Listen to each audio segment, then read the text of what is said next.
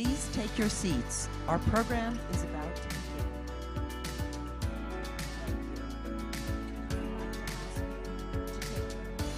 Of silence in solidarity and support for the people of Ukraine as the band plays the national anthem of Ukraine.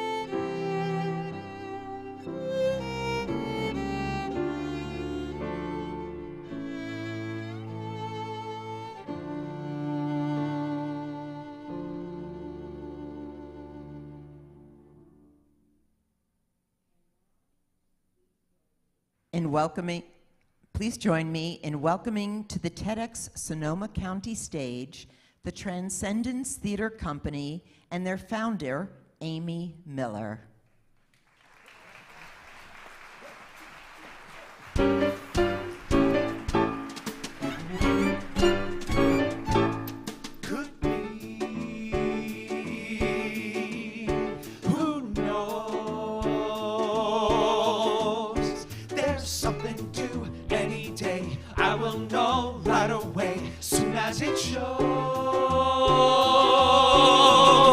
It could come cannonballing down through the sky, gleaming its high, bright as a rose.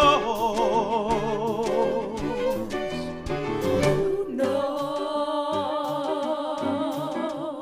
It's only just out of reach, down the block, on a beach, under a tree. I got a feeling there's a miracle too, Gonna come true, coming to me.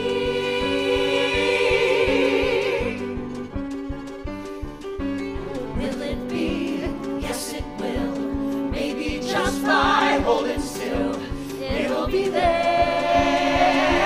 Come on, something, come on in. Don't be shy. Need a guy, pull up a chair. The air is coming, And something great is coming. will it be? Yes, it will.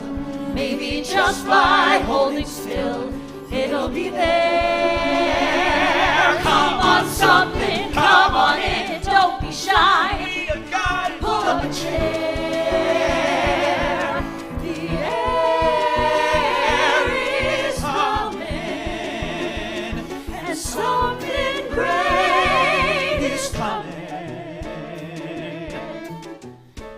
Who knows?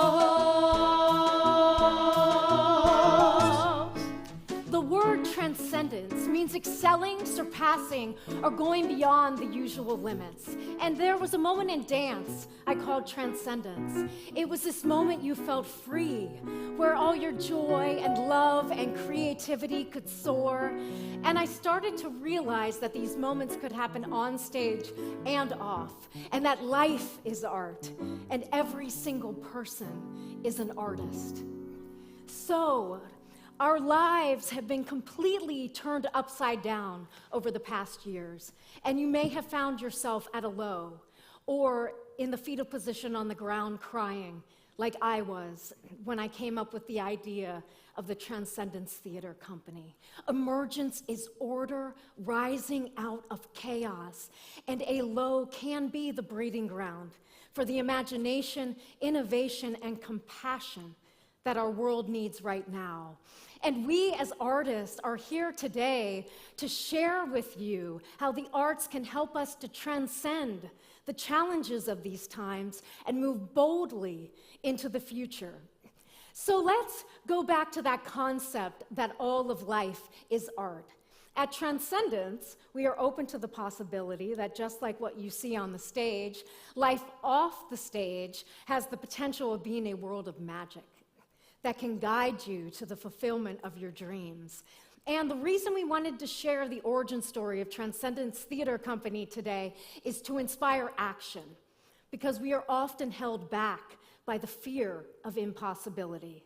So, my big dream of dancing on Broadway came true, and when the show closed, my high turned into a low, because I had lost my purpose. And I had to ask the question, how can we as artists be of more service to the world? And this vision of a theater company came into being, and it seemed impossible until I read this quote. Goethe once said, "The moment one definitely commits oneself, then providence moves too." All sorts of things occur to help one that never otherwise would have occurred. Whatever you can do or dream, you can. Begin it. Boldness has genius, power, and magic in it. Begin it now. And so a group of artists joined together and the most serendipitous adventure began.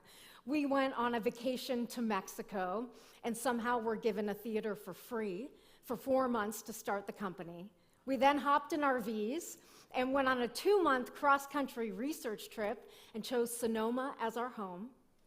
If California hadn't announced the closure of 75 state parks due to budget cuts in 2011, there never would have been a need to find innovative ways to keep the parks open. With $83 and knowing no one in wine country, miraculously 900 people attended our Broadway Under the Stars concert to help save Jack London State Historic Park. That night, musical theater shared a burst of energy to motivate a community to overcome an obstacle. It's been 10 years since then. The park never closed. The arts have been used as a source of upliftment through fires, pandemics, and the stresses of everyday life, and thousands have been inspired in the ruined walls of an old winery, ironically destroyed by an earthquake. So, the moral of the story: you have dreams that lie in your heart, dreams to make the world a better place through your creations. We each have our own stories, our own obstacles to rise beyond and overcome. And at a time where life may seem to crumble, you have a blank canvas on which to create a masterpiece.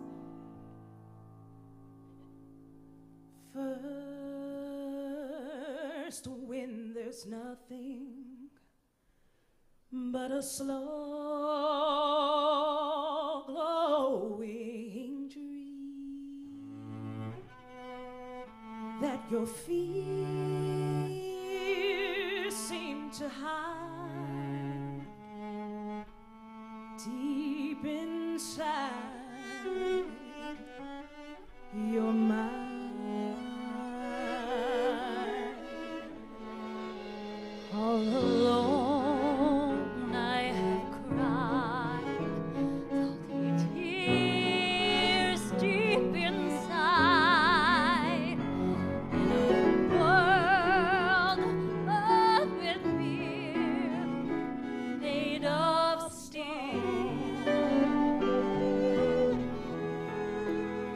Well, I hear the music, close my eyes, feel the rhythm wrap around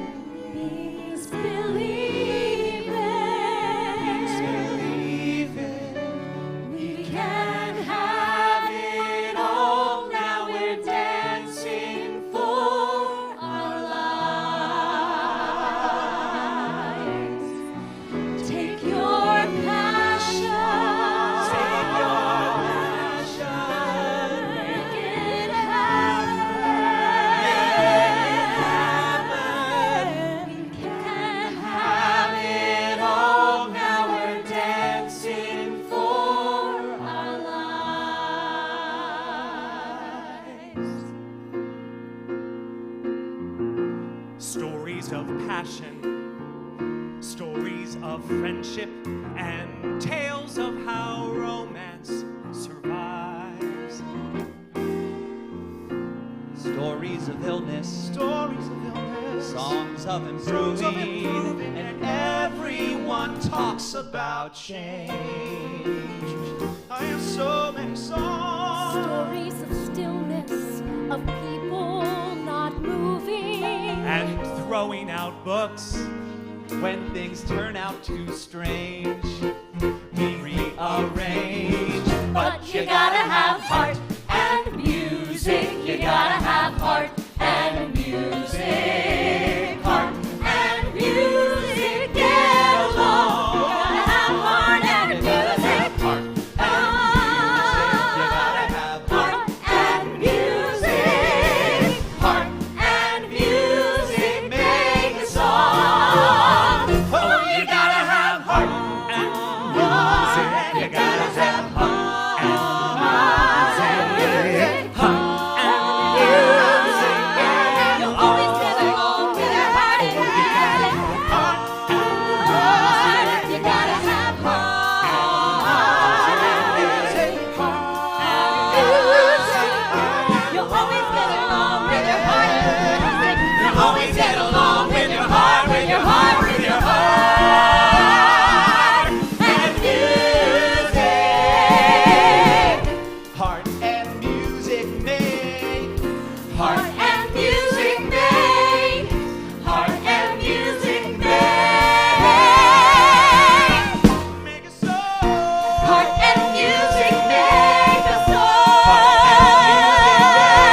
song. Heart and music make a song.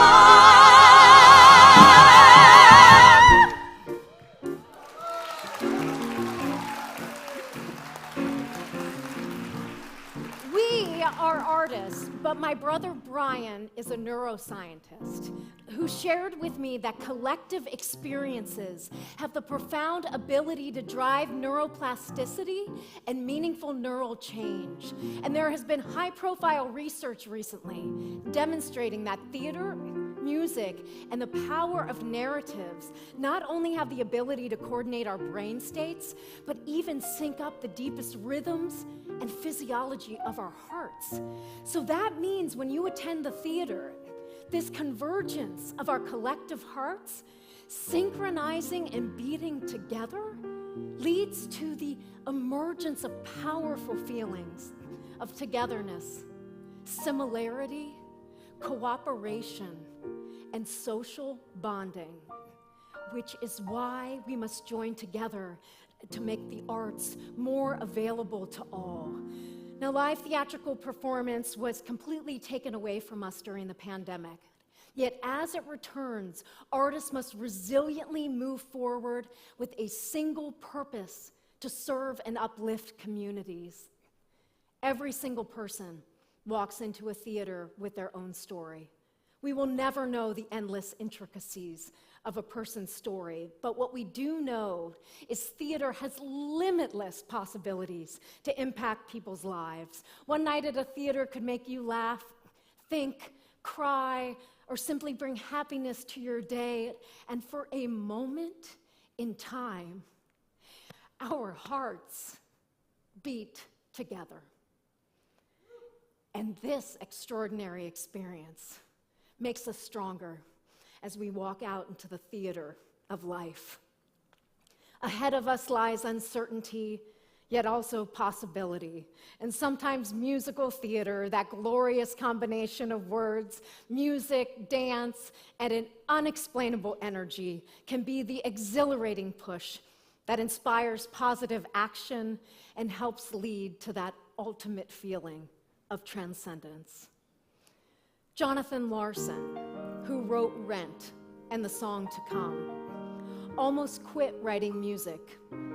Thankfully, he didn't, or an entire generation would have been deprived of inspiration. And finally, theatrical legend Harold Clurman said it the best. The theater is about people. We're human beings striving for something better. Why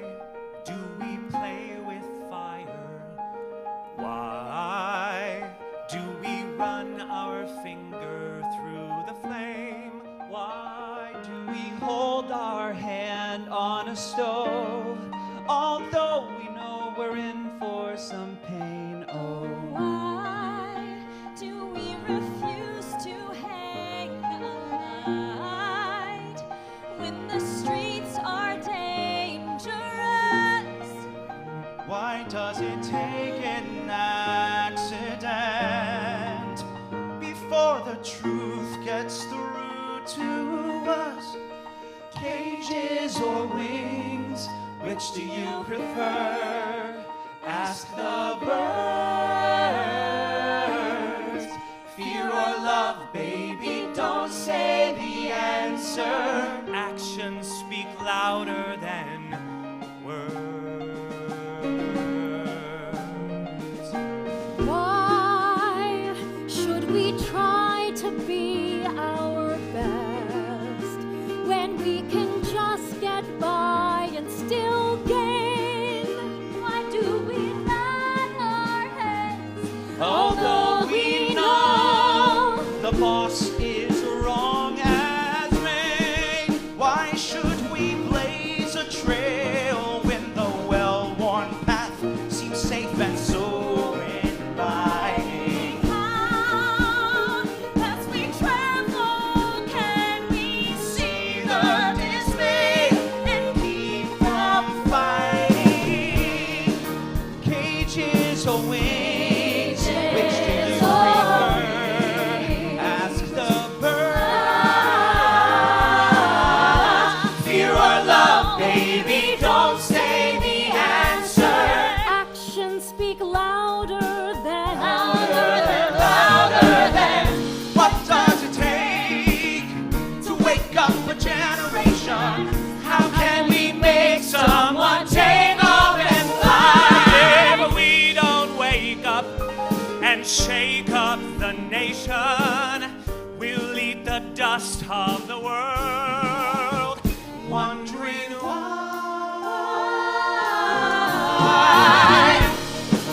why do we follow leaders who never lead? Why does it take catastrophe to start a revolution if we're so free? Tell me why. Someone tell me why so many people bleed. Cages or wings, which is over. Ask the birds. Fear or love, baby, don't say the answer. Actions speak louder than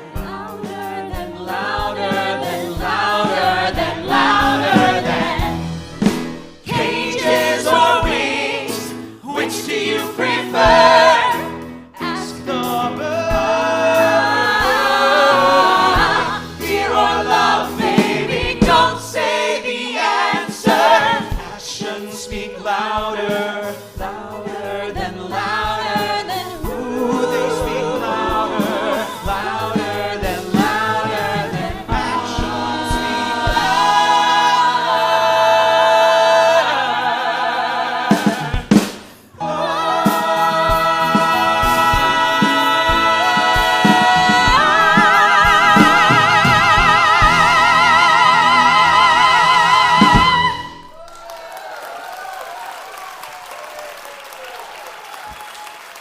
Thank you so much. Thank you.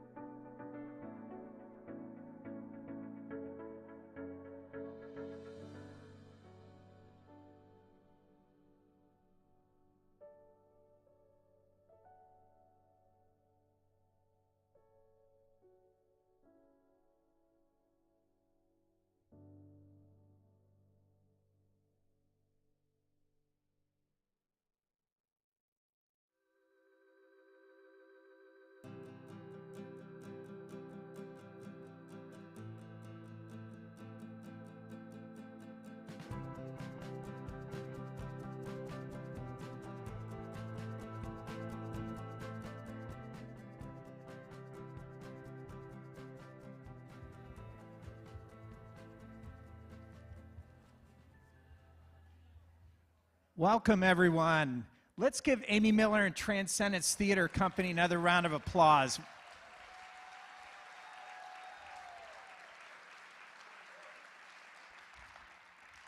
And how does it feel to be sitting at an in-person event like this? Doesn't that feel great? Thank you all for being here. And we've got a number of people joining us via live stream from home, so let's welcome them as well. Let's make them feel part of it. Let's give them a big round of applause for being part of our audience. I'm Brad Weaver. I'm head of school here at Sonoma Country Day School, and I want to welcome you to the Jackson Theater. We are celebrating as a school our 40th anniversary next year, and the Jackson Theater has been a big part of this community during the years that we've occupied this site for doing things just like we're doing today, gathering, sharing ideas, sparking thought and conversation, appreciation of the arts, and we're really proud to be able to bring TEDx Sonoma County to you and also enjoying our 10th anniversary as TEDx Sonoma County as well. So I'm here to just share a few logistics with you. First of all, we've got the program today divided into 2 sessions divided by a short break. During the break here in the theater, we will enjoy entertainment from world-famous one-man band entertainer Rick Adams. The break is a little shorter just due to our COVID protocols today, so go out and grab a snack and something to drink, then come back into the theater and enjoy Rick. If for any reason you need to leave during any talk, if it's a urgent emergency, we'd prefer if you waited to in between talks, if at all possible. And as you need to leave, we've got these doors you can see on either side here. We'd prefer not to use the doors in the back. There's a lot of light out there in the gallery. We're recording for the speakers looking that direction. It can be a distraction, and so we want to minimize that. So in between talks, leave in either side exit. There are restrooms immediately there. There's some more around the corner. There are water fountains out there. So if you do need to leave, please do it in between talks. As you re-enter, there is a monitor out in the gallery as well as volunteers. We ask that you also come back in the side doors in between talks so you can enjoy a talk while you're out there. But then as you're coming back in, the volunteers will help you when that is time to come back in. All right, so all of our talks are being recorded today, so no need to record yourselves.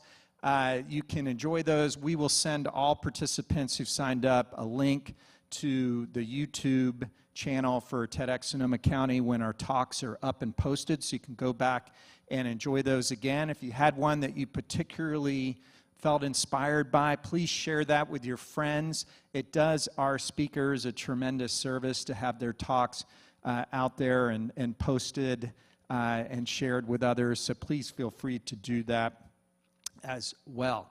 You may want to post on social media right now that you're here in the Jackson Theater, TEDx Sonoma County stage, and enjoying our 10th anniversary TEDx Sonoma County.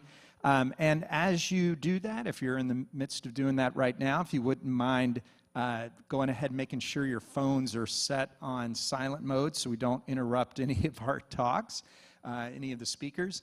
And then if you could just put your phone away and make sure that that stays in your pocket until a point in time in between talks or intermission. You'd be surprised at how much light phones generate. As everybody is kind of checking that, I can see faces being lit up right now. So just, once you've done all your kind of checking in and silencing your phone, just go ahead and put that away. All right, so what we're going to do now is we're going to watch a short video from TED founder Chris Anderson that explains the TEDx movement and tells you a little bit about the experience that you are about to enjoy. So let's hear from Chris Anderson. Welcome to something special. Welcome to TEDx. This TEDx event is part of a global conversation that takes place every day in every corner of the world. In schools, in theaters, in workplaces, even in prisons. People gather to hear the best ideas bubbling up in their communities. More than 3,000 TEDx events are held every year in 170 countries. It's a remarkable thing.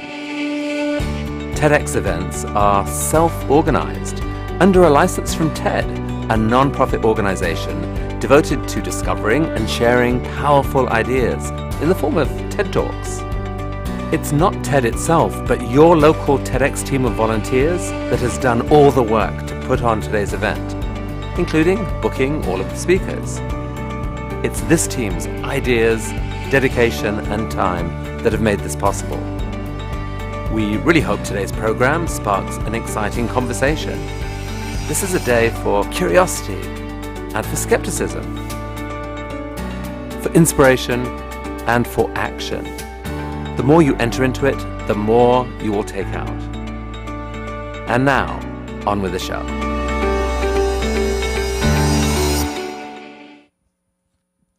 All right, well, that gives you a sense of the community that you are joining today as being a member of our TEDx Sonoma County audience and community.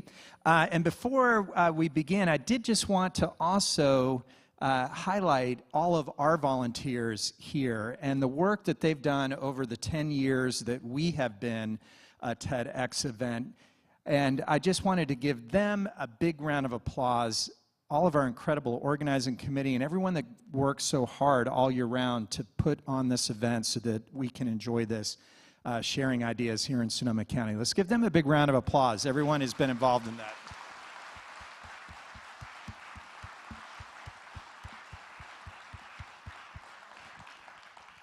And there's someone in that group that's been instrumental for the full 10 years that we've been here, has been there through since the beginning, and has really done just an amazing amount of work, tireless in bringing this to our Sonoma County community. And I just wanted to call up Elizabeth Gladall to the stage and just share a token of appreciation from our organizing committee.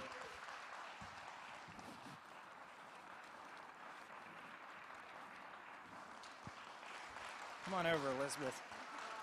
Thank you so much for all that you've done. This is going to take two hands. It's quite an arrangement. Thank you.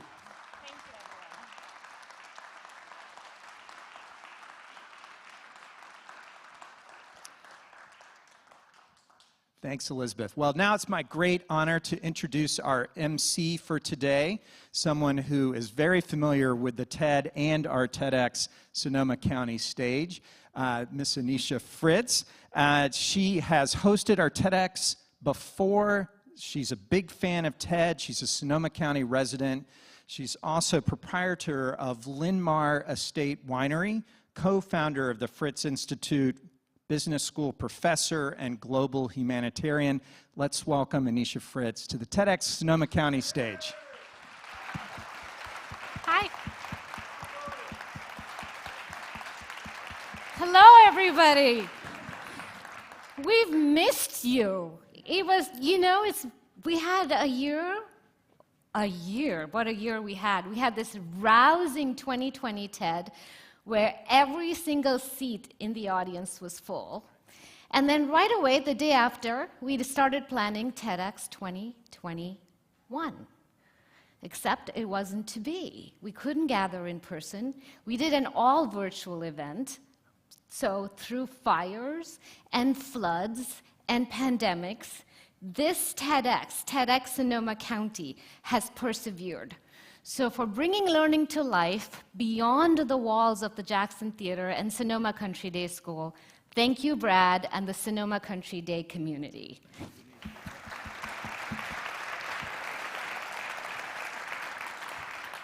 What I love about TED and TEDx is what Amy Miller spoke about in her transcendent conversation that opened the show today. A group of curious people from our community come together with the intention of learning something new. We listen to the extraordinary stories from ordinary people, and something in our heart is touched. The energy changes. There's magic. And when we leave this room, we are more of a community than we were before. So as you think about today, think about emergence, the theme of today's talk. When something small or large gets revealed, or where the whole is greater than the sum of the parts, where we witness something collective, something bigger than ourselves. And you've all been given a couple of index cards. If the Spirit so moves you, as you are having your moments of reflection during today's talks, write down if something emerges within you, what emergence means to you, or if you've had a moment of community emergence. So welcome. We have some wonderful talks ahead from extraordinary people in our community. This year, we necessarily kept our circle of speakers small, given travel restrictions, but everybody is so glad to be here, to feel the energy in the room, to have you here. So you are as important as the speakers today, because it is the melding of energy that creates the TEDx magic. So with that, I would like to introduce our first speaker. She is the president of the Sonoma County Wine Growers. She's a powerhouse of a woman. When she enters a room, she sparkles, and everybody around her sparkles. She's full of charm and optimism, but she's an incredible leader too. So please welcome to the stage my friend, Carissa Cruz.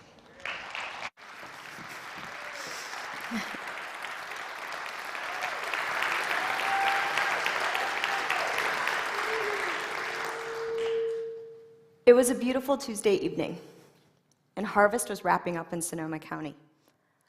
I was in love, the kind that gives you butterflies and eager anticipation every time I got to see Steve.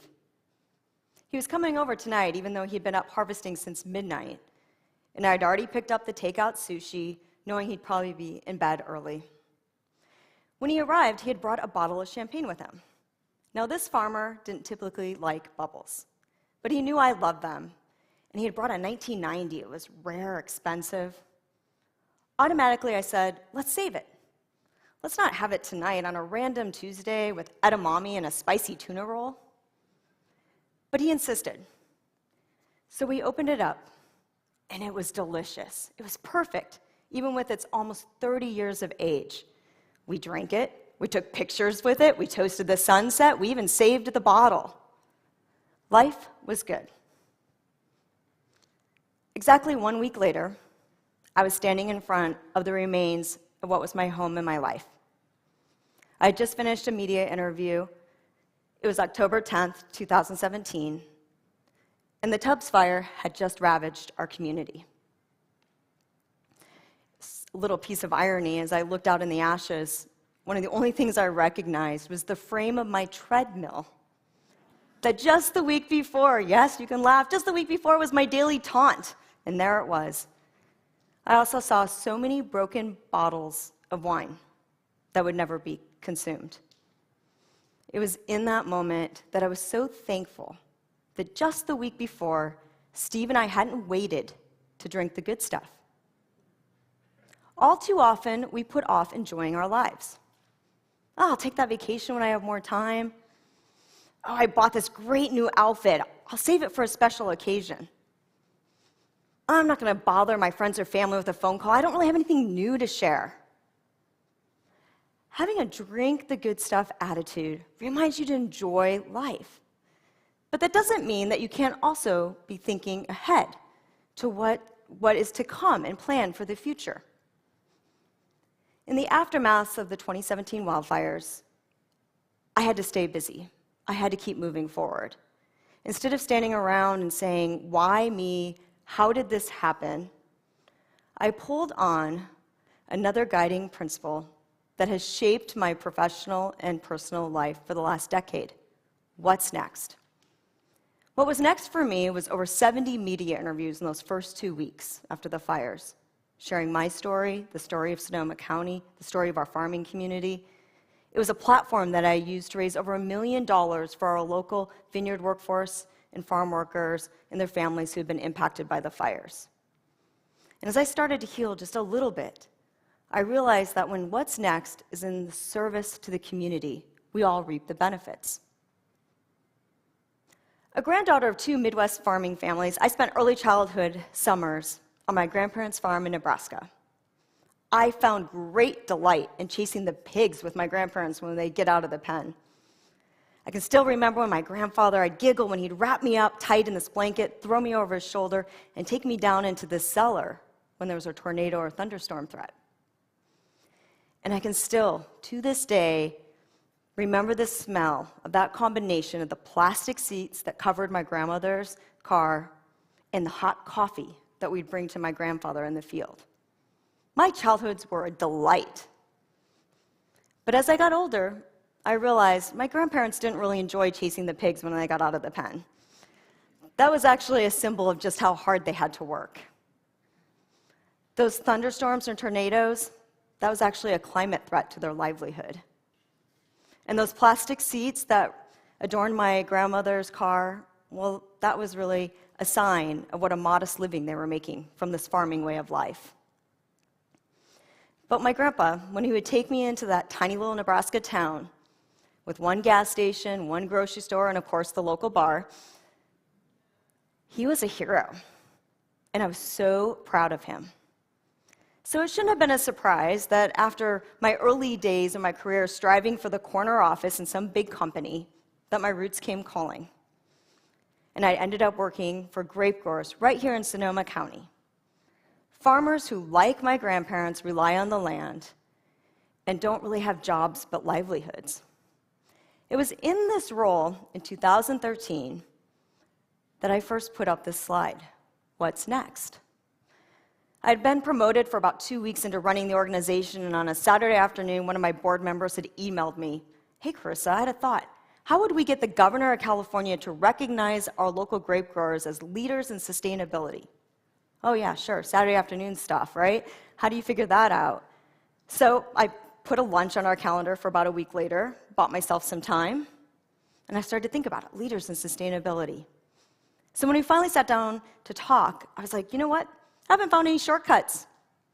If we want to be leaders in sustainability, we actually have to commit to being leaders in sustainability, and we have to do the work. It can't be a talking point. There's not some shortcut out there. We're going to have to think about our entire business, triple bottom line, our impact on the environment, how we're running our businesses, our community, our workforce, and take it all in and have accountability and transparency. So it was in 2013 at a board retreat that our board unanimously committed to being 100% certified sustainable in all of the Sonoma County vineyards. That was what's next. The following year, we wrote a 100-year business plan to preserve agriculture. 100 years, kind of crazy. How many out there? I can see your faces. How many out there have a 100-year business plan? 50 years maybe? 20? 5? 1? Do you know what you're having for dinner? Okay, right? It seems crazy, but when you think about an annual business plan, what are you doing? You're thinking about, how do I succeed this quarter? What do I invest in now? Maybe for the next 6 months. But that's not how our farmers think about their business. They're multi-generational family farmers. For them, thinking 100 years is grandparents to grandchildren. And they absolutely think about their investments and how they plan as what that impact is going to do for that next generation. That was what's next for us. The following year, our what's next was actually launching the Sonoma County Grape Growers Foundation to be leaders in social sustainability, to support our local workforce and their families. The following year, our what's next was actually taking an inspiration from the Aspen Institute, where they bring together leaders from around the country to help solve each other's business programs. So we launched the Sonoma County Center for Ag Sustainability, kind of a think tank with subject matter experts, again from around this time of the world, who came right here to Sonoma County to help our local grape growers, our local farmers think about their business challenges and solve their problems and work together on that. The following year, our what's next was actually working with our winery partners to have a label that would go on their bottle of wine showcasing that the grapes were made sustainably. In 2019, we hit 99% certified sustainable in all of our vineyards. Thank you. And that was a huge deal. But we didn't stop. Instead, we said, what are we going to do next?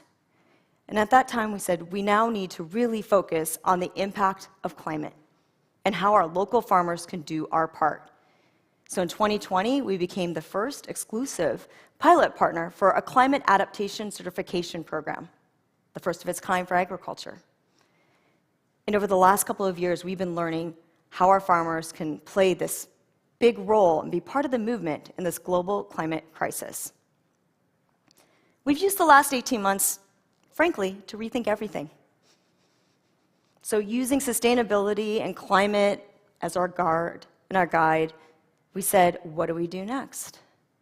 And it was that inspiration that led us to envision the Farm of the Future, a pioneering initiative that helped optimize all of our practices to support climate adaptation while leveraging innovation, technology, but also recognizing that each year our farmers face unique conditions, a unique dance with Mother Nature. She throws something at them that they weren't expecting, this year a drought, and that they needed to have a program that provided some flexibility.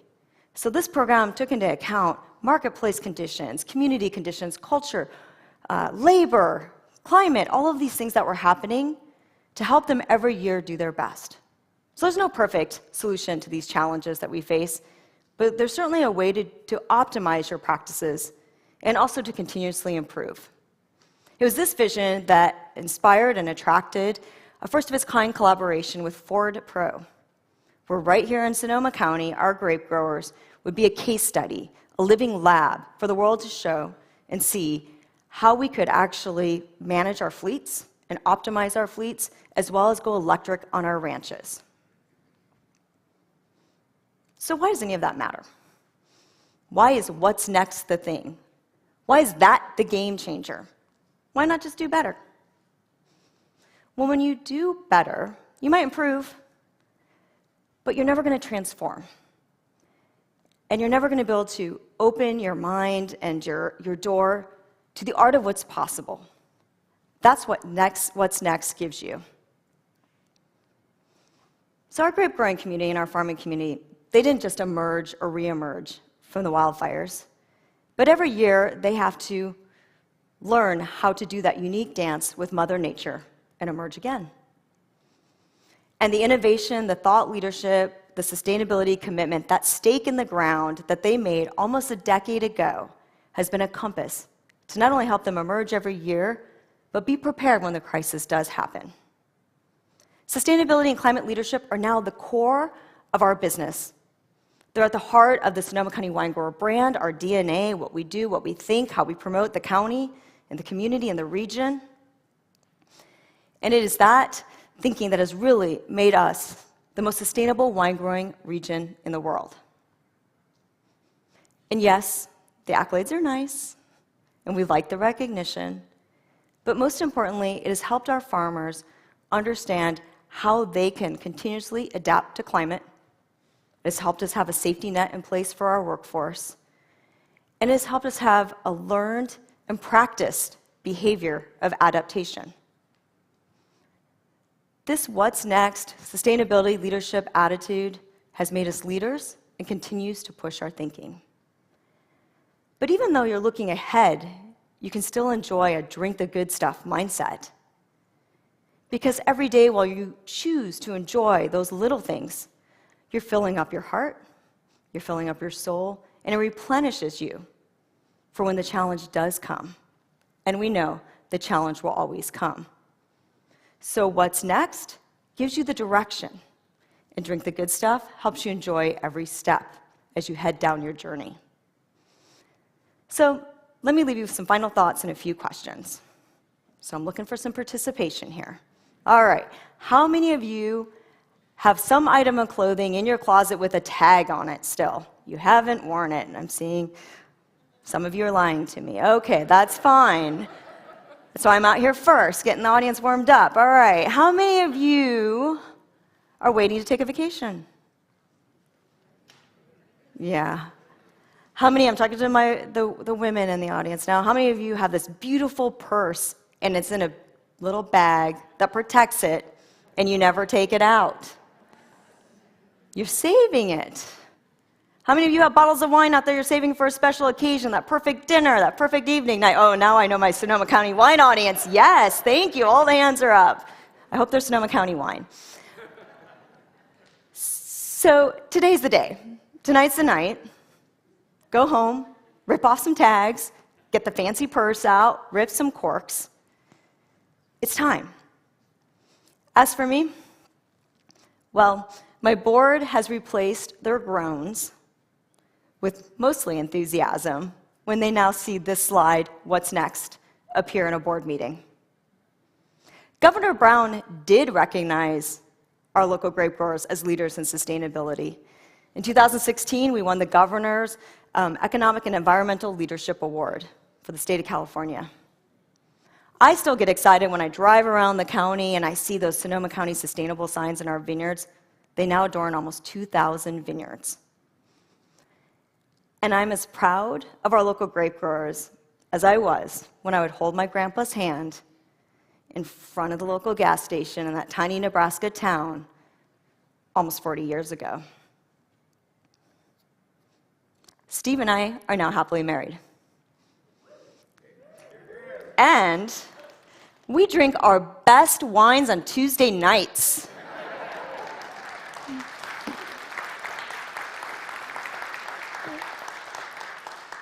Sonoma County, of course. So, plan for what's next and drink your good stuff today. Thank you.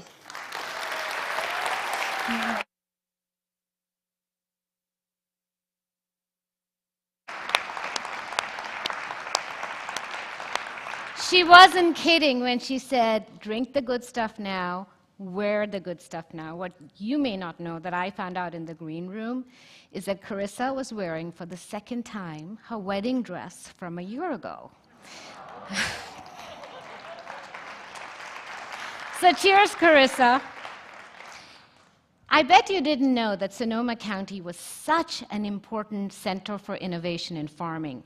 As a winery owner, I will tell you that Carissa's innovations and the collaboration between the farmers to become 99% sustainable in Sonoma County has certainly brought us customers from the other valley, as well as from around the country,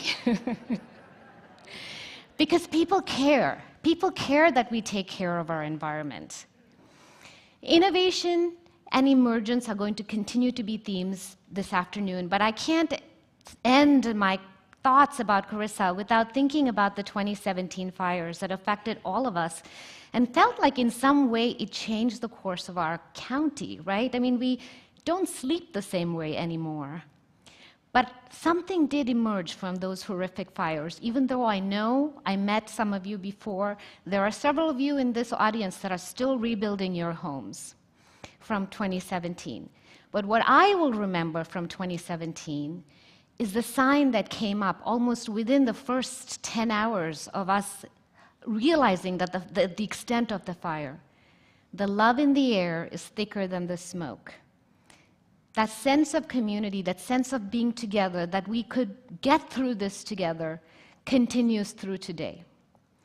And that's what led us to search for innovations and innovators in our county, because we realized how rich we are in terms of our human potential and in terms of talented, capable people that live right here. Our next speaker is one of those.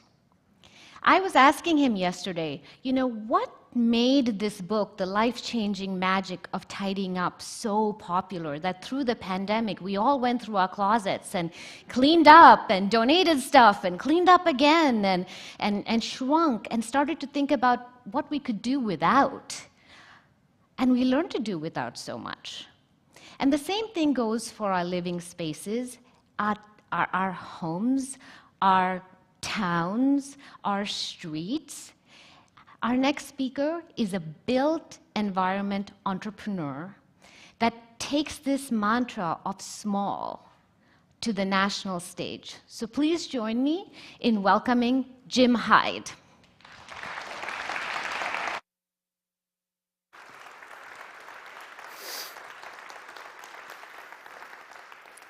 Wow, how cool is this? This is great. So, I don't know how many of you come from a design or planning background, but there's a saying in the industry, how many have heard this? Make no small plans, for they fail to stir men's hearts. So I'm here today to suggest that maybe that's not the truth we once thought it was. You see, for 2 decades, I traveled the world working as an urban designer, big cities on big projects. And as I worked on big during the day, I found myself in the after hours drawn to those special, hidden places that were actually quite small. So I began to wonder, I thought, does small actually stir hearts better than big? So I became a built environment entrepreneur. Now, a built environment entrepreneur doesn't do real estate development to build buildings. We do it to build places that allow human activity to thrive. And so to make it a little simpler, when I talk to aspiring designers, people coming into the real estate profession, even experienced professionals, I ask one question. Are you doing this to build commodity or to build community? Do you get up every day focused on a transaction or to create a transformation? So I left the world of big and entered the world of small. And as I went around the country, I met a lot of other people who had this same passion, people who wanted to spend their intellectual, financial, emotional capital building community, not commodity. And it's those stories that became the basis of my book, Building Small. Part how-to toolkit, part call to action. Building Small is all about the what, the how, and the why we need to, make small big. Now, some of you are probably saying, well, that's kind of clever, but what does he actually mean by small? So I'll give you a couple of tips, a couple of things that we've learned. So first of all, small is not just about project size. It's not about project cost. It is about a very different way of thinking about what and how we build. Small takes the energy and the innovation of an entrepreneur and fuses it with the disruptive nature of a change agent. It takes people who love great design, have a passion for that, and puts it together with a tenacity and the workmanlike attitude to get things done. Small is not new. Think for a minute about the neighborhoods and the places that you love. They're made up of buildings on parcels that are part of a street that together form the blocks of the interesting, diverse, rich, exciting neighborhoods that we all seem to love the most. So why does small stir hearts? I like to think that it brings unique experiences to people and makes them personal and accessible. I know when I go visit projects that my friends have done, it inspires me to ask for something better. On a practical note, it allows people to own their homes and maybe the buildings that their businesses are in. Most importantly, small helps build and maintain the community's soul. So now why is that important? There was a time when people chased jobs. People, what we used to call, or what we now call talent, chased jobs. But now, jobs are chasing talent, and that talent are chasing places with unique experiences, authenticity, communities that have a soul. Frustratingly, I've spent a lot of time working on the book, learning from others who are in this space. It's still a struggle to make small big. So why is that? So after 100 case studies, 16 cities, 10 years, and even 3 projects of my own here in Sonoma County, I boiled it down to just 2 things: money and regulations. Money for real estate development comes from out-of-town capital, not connected to the local community, its needs, or its soul. Projects are funded by underwriting comps, things that have worked elsewhere and made money before. A rear-view mirror approach to what worked previously versus a forward look towards what we need now. Regulations, on the other hand, strangle the potential of small through layers and layers, years of us being so afraid of what we might get, as opposed to streamlining the process to bring us what we really want. What's that definition of insanity? Doing the same thing over and over and hoping for a different outcome. As my book was coming out of publication, I was really worried that we were in the pandemic. It had taken over our lives, and I began to wonder, would small survive? But I was overwhelmed by the response that we've gotten. We saw the struggles that we've come through, that we've emerged from, actually supported and gave me the optimism that we may be moving from insanity to enlightenment. Think about it. Everywhere I go now, there are different conversations about what truly is a return on investment when you factor in the community's values. New tools have emerged to allow everyone to invest not just in Wall Street, but in Main Street. That means everyone in here can invest in the kinds of projects, other built environment entrepreneurs to bring the kinds of places that you want in your communities. At the same time, leadership, and more importantly, the next generation, are asking for regulations to change, to bring the kinds of experimentation and new ideas that we need to come forward. But for that to happen, we need to make some big changes ourselves. We need to set aside our biases and the out-of-date thinking. We need to set aside the self-interest. We need to allow these new ideas and look at them for what they are. They are experiments. They are chances for a future. We need to give them the time to be tested, to allow to adapt, and finally succeed. Now, I know that's a pretty big ask, and especially in California, maybe even more so in Sonoma County. But think about what we've just been through. I didn't call it the pandemic. I called it the stress test for small. And as I worried about whether the book was going to have any relevance when it was finally published, I was really pleased to see, as I watched all of us come together and help support small in ways that you didn't even know. And it really meant that small was not eviscerated by the pandemic. It was actually affirmed. People came together, and think about it. The GoFundMe campaign for your favorite barista at the local coffee shop. More takeout meals, bigger tips, gift cards to make sure that the small businesses in your community survive. Because you knew how important they were to your identity, your economy, and your soul. At the same time, civic leaders got together and threw out decades of regulations to experiment and create economic lifelines for small businesses, bringing people out into the streets, experiencing the communities in new ways that we'd never been able to do before. And what a surprise, it worked. It was actually really enjoyable. So as we enter further into 2022, I'm pretty excited about the potential of where I think we can go. I think we now have the tools. We know why small is important. And we have a fresh perspective on what can be done.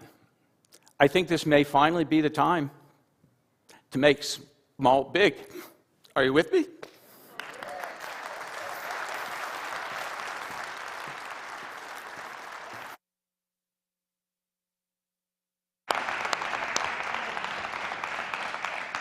So is big small or small big?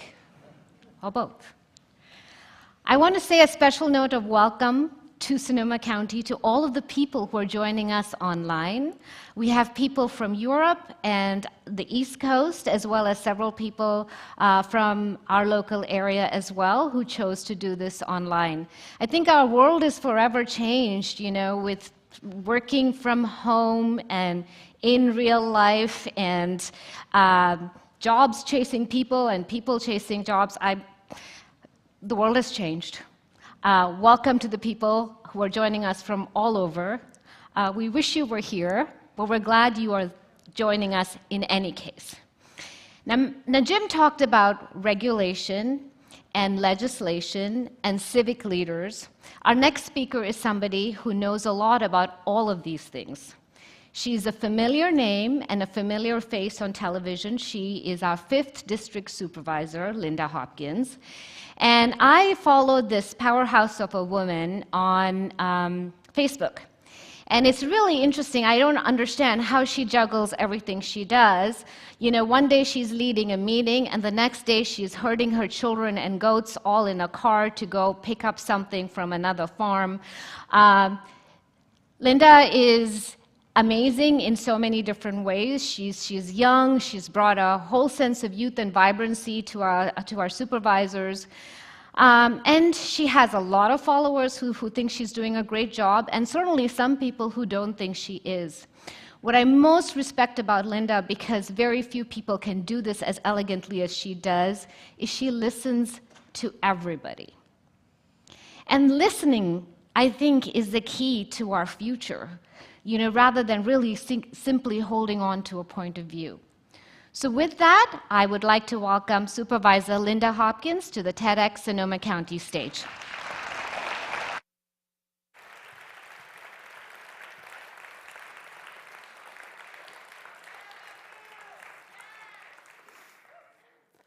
On January 7th, 2017, just days after I had first taken the oath of office, I was glued to the weather forecast. In Guerneville, the Russian River was rising, and floodwaters were about to overtake a homeless encampment where roughly 12 people lived down by Vacation Beach. There was no plan to evacuate them. So I grabbed my muck boots, my district director joined me along with her husband, a local clinic worker met us there. 2 people that I had never met before in my life and have never seen since saw what we were doing, pulled over to the side of the road, and waded out to help. I asked a sheriff's deputy to assist with the evacuation. He declined, telling me that he wasn't wearing waterproof boots. He didn't want to get his socks wet because then his feet would be wet for the rest of the day.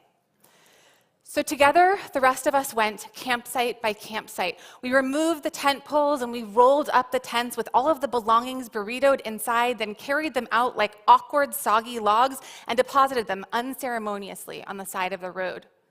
It looked like trash, forgotten lots, the cast-offs of better days, but this was sacred stuff, the homes of the homeless, all they had left in the world. We were so focused on the task at hand and the sweat building up under our raincoats that we lost track just a little bit of our surroundings.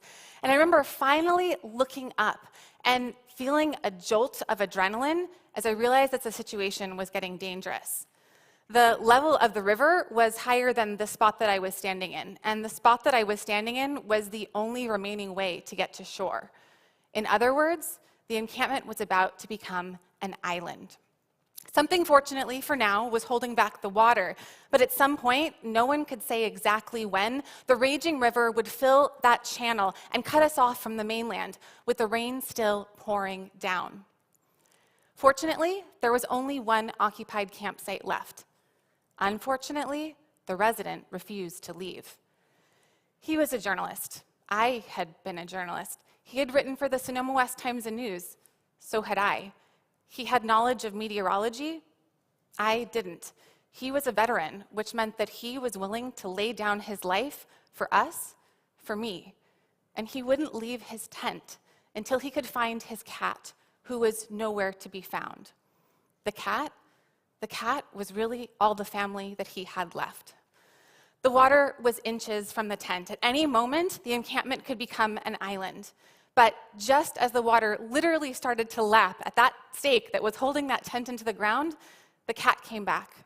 He took her and left, and the clinic worker and I rolled up the rest of his life into a tent burrito and carried it to safety. Within the hour, that peninsula had become an island, and then it was swallowed by the Russian River, and anything that we had missed was carried out to the sea. In the moment, you feel like a good Samaritan, capital G, capital S. You feel like you have done something, right? You pat yourself on the back, your boots are dirty, your heart is full. But here's the thing. We hadn't really done a damn thing except throw someone a life ring in a system that is trying to drown them. We'd helped a few people not die for the moment, but we hadn't helped them to live. Not really. And we hadn't fixed the system that put them on the riverbank in the first place. The state of California has been experiencing a homeless crisis for years. In fact, California accounts for 47% of the homeless population in this entire country. Sonoma County has the 4th highest homeless population for large suburban areas. At last count, 2,700 human beings were homeless in Sonoma County. And that statistic, it includes families, it includes former foster kids, veterans, people being sex trafficked, domestic violence survivors, folks struggling with mental health. And yet, for too long, government pretty much looked the other way from this population because there's no magic solution to homelessness. And in fact, when you actually propose a solution, the kind of people who show up to town halls, the kind of people who write letters to the editor, the kind of people who contribute to political campaigns, they tend to fight the solution. But let's start living dangerously today. Let's talk about throwing more than one life ring into an ocean of people in need. Let's talk about how you actually solve homelessness, not in its entirety, but one room at a time. Room? Yes, room. In June of 2020, Governor Gavin Newsom announced Project Homekey. He allocated $600 million for counties like us to apply for funds to purchase and rehab different forms of housing to then provide shelter for unsheltered people. It included things like vacant apartment buildings, residential care facilities, hotels, motels, even tiny homes. And he also provided funding for wraparound supportive services. So Sonoma County stepped up and applied for 2 Project Homekey sites. One of these sites was in the city of Santa Rosa. This makes perfect sense, right? It's the largest city. It also has the highest concentration of an unsheltered population. But the other site was in Sebastopol. And if you don't know Sebastopol, know this. It's a small town of about 7,000 people. It's pretty wealthy. It's pretty white. And the owner of the Sebastopol Inn had approached the county wanting to sell and wanting to take advantage of this funding opportunity. Now, this meant that I needed to make the call. The call was the call to the mayor and vice mayor of the city of Sebastopol, letting them know the bad news, that the county wanted to basically put a homeless services site right smack dab in the middle of their downtown, directly across from a luxury retail development. Oh, and did I mention there were actually only 2 hotels in the entire city of Sebastopol? So we were actually proposing to take one of those and turn it into a homeless residence, which meant a loss of revenue to the small city's tight budget. You know, I believed in the project. I really did. But I also know that while everyone theoretically wants to solve homelessness, everyone universally wants it to be solved somewhere else. To that end, not long after I pulled people's belongings from the banks of the Russian River, I proposed a homeless services site in Guerneville, not far from that encampment in Vacation Beach. Severed pigs' heads were left on the proposed services site. Signs declaring "not in our town" popped up all over the community. The community rejected the homeless services, and the effort was defeated. So, I knew that I was in for a battle, and when it came time to make the call, I was nervous, like I was asking somebody out on a date or something. The amazing thing was, the mayor and the vice mayor said yes. They supported the proposal. In fact, they didn't just support the proposal, they championed it. The mayor made personal phone calls to potential project supporters, encouraging them to attend an upcoming town hall meeting on the subject. So that when we had our first community meeting, instead of it being consumed by fear and negativity, about half the meeting attendees were actually in support of the project. And that's how the Sebastopol Inn became Elderberry Commons. Elderberry Commons provides permanent supportive housing to some of our most vulnerable homeless residents. This isn't just shelter. This is home. It's located right smack dab in the middle of downtown Sebastopol, which means that it is a stone's throw from transportation, from medical services, from churches, from a post office, from a library, from a senior center, from transportation, and yes, from luxury retail. This solution wasn't cheap. In fact, the purchase of the Sebastopol Inn clocked in at over $6 million. The total project costs were just shy of $11 million, and that includes the acquisition, development, and initial operating expenses.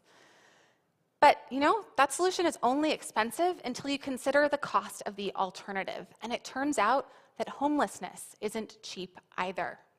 Various studies have estimated the cost of homelessness to society at between $40,000 and $50,000 per person per year.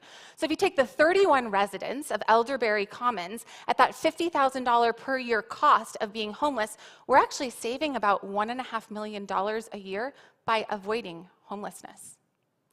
So suddenly, that price tag doesn't look too shabby. And in fact, if you look at the cost savings like payments on a mortgage, Actually, we would pay off the project home key mortgage in about 8 years. So this project makes fiscal as well as moral sense.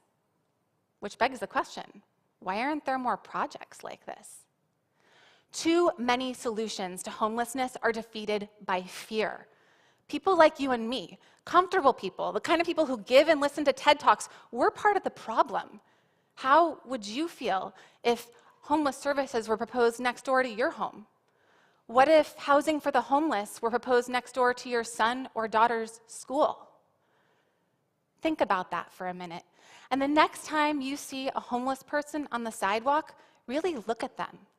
Don't assume that if they were living in a room in your neighborhood, that your neighborhood would be ruined. I challenge you today not to oppose solutions to homelessness. In fact, I challenge you to support them. The small city of Sebastopol is a great example of we did it and the sky didn't fall. In fact, in the year that Elderberry Commons has been opened, we haven't fielded complaints about trash or loitering or needles or harassment or assault or any of the other terrible things that people said would happen if we went forward with this project. In fact, the biggest complaint has been parking, because those hotel rooms didn't used to be full, and now they are. But let's go back to the river for a moment. I don't know where the gentleman that I helped evacuate in 2017 is. I don't even know if he's still alive. And honestly, the odds of him being alive aren't good. Homelessness is a medical condition. And if you talk to the clinic workers who tend to our unsheltered population, they'll tell you that being homeless takes 15 to 20 years off your life. But there's a miraculous treatment for homelessness. It's called housing. And if I were to go back to that man by the river today, that's what I would give him. Not a life ring, a room. In the year that Elderberry Commons has been open, we have helped dozens of people who would otherwise be struggling on the streets of Sonoma County. That's hundreds of years of life, of living that we have saved. And not just saved, changed, bettered. And better is all any of us can ask for. Thank you.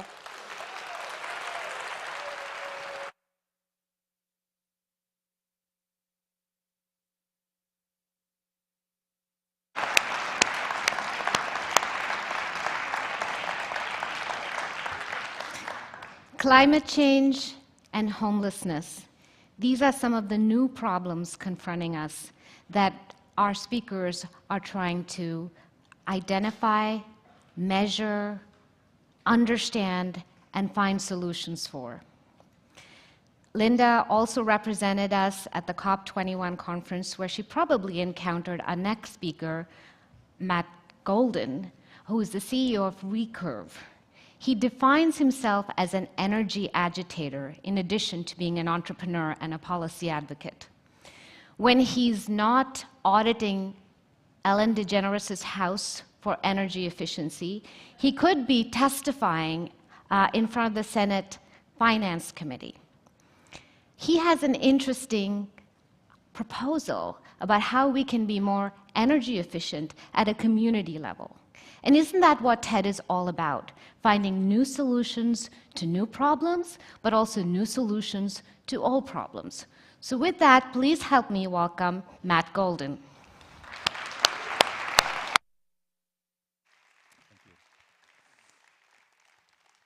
Now, I'll bet many of you are as concerned about climate change as I am. It's affecting absolutely everything in our society, our economy, our environment, and more world peace when it comes right down to it. I'd also guess that pretty much all of you live in a house, work in a building, attend events in an auditorium from time to time, might even go out to a restaurant to eat. And what we don't think about is 40% of all the greenhouse gas emissions in the United States come from those buildings. This is an enormous problem. The good news is that over 70% of all US citizens buy power from a utility that now has a greenhouse gas reduction goal. And many of them are quite aggressive. Here in California, our goal is a 0 GHG goal by 2040, which is frankly around the corner. And so how do you get to that sort of solution? First and foremost, we have to get off fossil fuels. This means your cars, obviously, but also this is fossil gas, natural gas, same thing, that comes into our homes and also powers most of our grid. So there's an enormous effort underway that we can all participate in, which is electrification of all of our end uses. This means the furnace, the water heater, those things have to go. We're going to replace them with heat pumps that run efficiently off electricity. Your gas range, that's now going to be an induction range. It's better, but it also is electrification, and we can clean up the electric grid. But there are challenges. So we're building all of these new loads on the electric grid, but right now in California, half of all of our electricity is being generated by fossil gas, yet again. So then the big challenge is, how do we deal with decarbonization of our electric system while we're building all these new loads? So obviously we need to generate a lot of clean energy. Wind power, solar. How many of you have solar in your house? I do. Solar's great. It's clean, it's local, it's reliable, it can be resilient. But solar has a problem. Well, actually, it's not solar's problem, it's the sun. And the problem is that it sets every day, which is very inconvenient because it sets at the wrong time, because in California, our peak when we need the most energy is summer times right now around 4 to 9 p.m. and actually 8 and 9. Those are the bad hours. That's when it's dirty and it's expensive and we're running off that fossil fuel. So in order to decarbonize our grid and get where we need to go, we need to electrify, but we also need to balance supply and demand. We need to use all of this clean energy we're generating. And that solar problem is a big problem. It manifests as something called the duck curve in California, which is referencing the shape of our demand. It's kind of hard to see without a slide. But the problem being is in the middle of the day, we are generating so much solar right now in California that the price of energy goes below zero many days of the year. We are literally paying states like Oregon and Arizona to take solar from us. We have to pay them. And we're turning off as much as 20% of our large-scale renewables on the grid. And so this is terribly inefficient. We need all that solar. We need more solar, but we got to be able to put it to work, or it's not going to get us there. So one kind of obvious solution that we talk a lot about is storage, right? Like we can put that in a battery. We can pump hydro behind a dam and use it later. We can charge our cars. And we should do all of that, because this problem is so enormous. This is not a silver bullet. This is a solid bit of buckshot that we need. We need lots of solutions. The other side of that same equation, which represents a massive, relatively untapped resource, is something my company and we call demand flexibility, which is aligning how you use energy and when you use energy with when it's in good supply and when it's low cost and it's clean. And it comes in lots of forms. It could be insulating attics with air conditioners. It's the heat pump that you put in the new house. It's your smart thermostat. It's industrial processes happening at the right times of the day. It's refrigeration systems, pre-cooling so they can float during these peak periods. There's a tremendous amount of potential everywhere we look, huge opportunities. But it's kind of bespoke. It's like everywhere. It's a lot of it. It's not this nice, simple grid that we're used to. Well, it's never really simple, but the California Independent System Operator used to be able to put these, see our big screens on the wall and have pictures of power plants and wires between them, and it sort of made sense. And they keep it all stable. But that's a lot harder when you're talking about 12.4 million residential meter endpoints in the state doing stuff. And that's really the problem that I've been trying to solve with my company, Recurve, is how we take that complexity and we utilize all of the smart meters that we've invested billions in that give us telemetry to understand what are these buildings doing? Who has an air conditioner that's running way too much during peak, and what can we do about it? And also, how do we look at all of these meters and say, if we put smart thermostats on these meters and insulate the attic and put in a heat pump, and we do all of these things, how do we measure the impact they're having, and how do we make that into what we call a virtual power plant, which is how do we orchestrate all of these buildings to be grid participants? And the good news is you guys have something to say about this. This is not some power plant in the distance. This is the house you live in and the building you work in and this auditorium being a participant in decarbonization. So with this telemetry, with these smart meters, we're able to measure and quantify how these buildings are changing their usage patterns, and we can aggregate them together. We're not looking at, well, we are looking at the individuals, but it's that aggregate that represents the virtual power plant where we can reliably forecast and measure them and allow utilities and CCAs in California, community choice aggregators, to integrate this distributed flexibility resource coming from all of you into the grid as a power plant. So these are virtual power plants, but this is not the metaverse. These are having a real effect. They're every bit as valuable as a traditional supply-side centralized power plant. In fact, they're more valuable Because unlike that large-scale power plant, they're creating local jobs and encouraging innovation in our communities.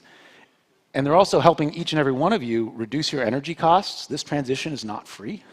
Make your houses more comfortable, healthier, resilient, all at the same time. These are added benefits. So we should always be tapping flexibility in virtual power plants where they exist and where they are cost competitive with supply side resources. That should be the first line in everything that we do. So once one is able to measure, and we are, and quantify what's going on and make that reliable and forecastable and folks can actually believe in it and finance it, then it's a how do you deploy it.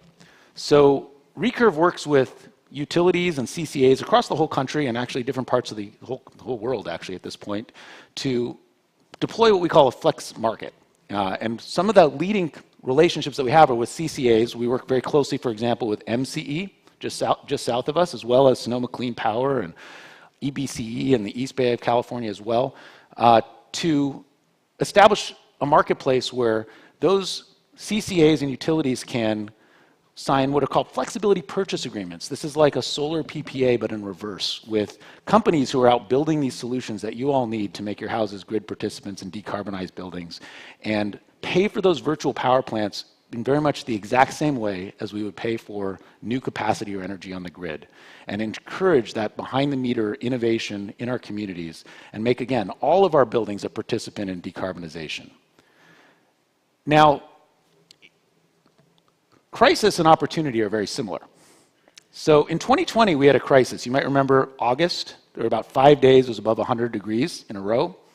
And we had rolling blackouts across California, which is terribly expensive, dangerous. People die when that happens. Kind of a side note really to that, but politically very unfortunate. That's not good for governors and other folks when that happens. So that's everybody on alert. We know our grid is not stable. Now, earlier last year, the California Independent System Operator that operates our grid and the California Energy Commission, as they do every year, released their forecast for the California grid. And they're forecasting for this coming summer and beyond a 3.5 to 4.4 gigawatt shortfall during peak. We don't have enough electrons to keep the lights on in California. 4.4 gigawatts, that's 4,400 megawatts. If you guys are familiar with the Diablo nuclear power plant, it's our last big nuke in California. We're actually decommissioning it, but it's 2.2 gigawatts. So this is a shortfall of 2 nuclear power plants that we have to make up the difference on. So this is a proper emergency, and Governor Newsom responded as such. In July, he issued an emergency summer reliability proclamation across all agencies that said everybody's got to rally and figure out solutions to this problem across every state agency. And a lot of that, frankly, is more fossil gas. We're buying turbines as fast as we can. We're actually paying diesel generators to spin during peaks, which is not only expensive, but like dirty, right? Locally dirty. Nobody wants that. That's the opposite of a decarbonized grid. But when it comes down to it, reliability is king. We got to keep the lights on, and that's true also. So as part of that process, the Public Utilities Commission of California started a proceeding that actually went fast, which I was unaware that was possible. And a bunch of folks, Recurve, but also MCE and East Bay Community and Sonoma Clean Power and others, contributed ideas. And one of those ideas was taking this flex market, this open market approach to engaging local reliability through flexibility behind the meter through virtual power plants and expanding it. And we had proposed a big expansion to $40 million statewide, which seemed big. Come December, the PUC voted, and the commissioners unanimously approved their proposal, and it was what they proposed is a $160 million expansion of this flex market statewide.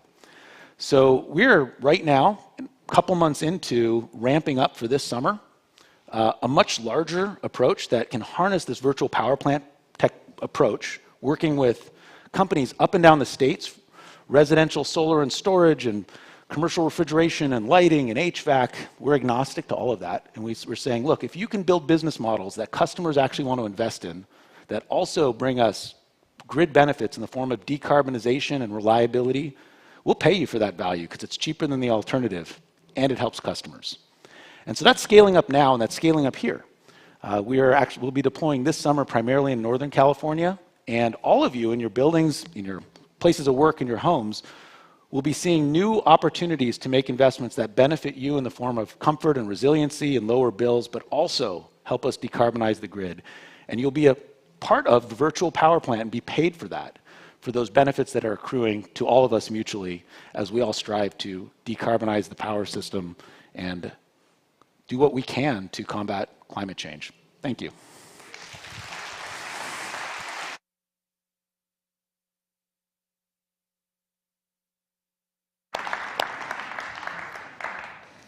You know, as farmers, you try and stay ahead of what's happening, and so a couple of years ago, my husband and I decided to take our entire property, the winery, the production facility, our tasting room, our home, everything solar. Now I'm scratching my head, Lynn. I mean, it looks like we have more to go. Thank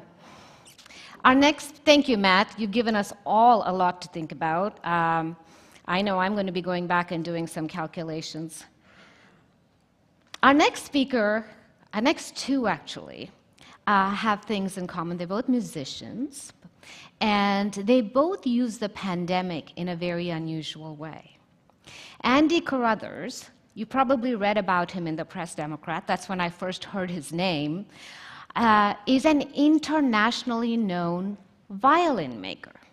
And he has built violins for all kinds of people, beautiful violins. And when the pandemic hit, he decided to do something curious. He decided to create what I call a locavore violin. You've heard about the locavore movement, source everything from your local community. Well, Andy's story is about how he built his violin using entirely local resources.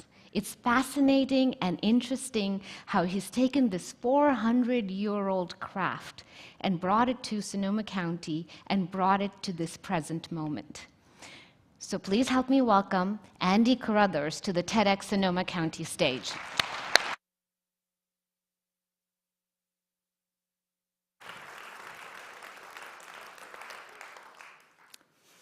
Last year, COVID times, I made a violin from scratch.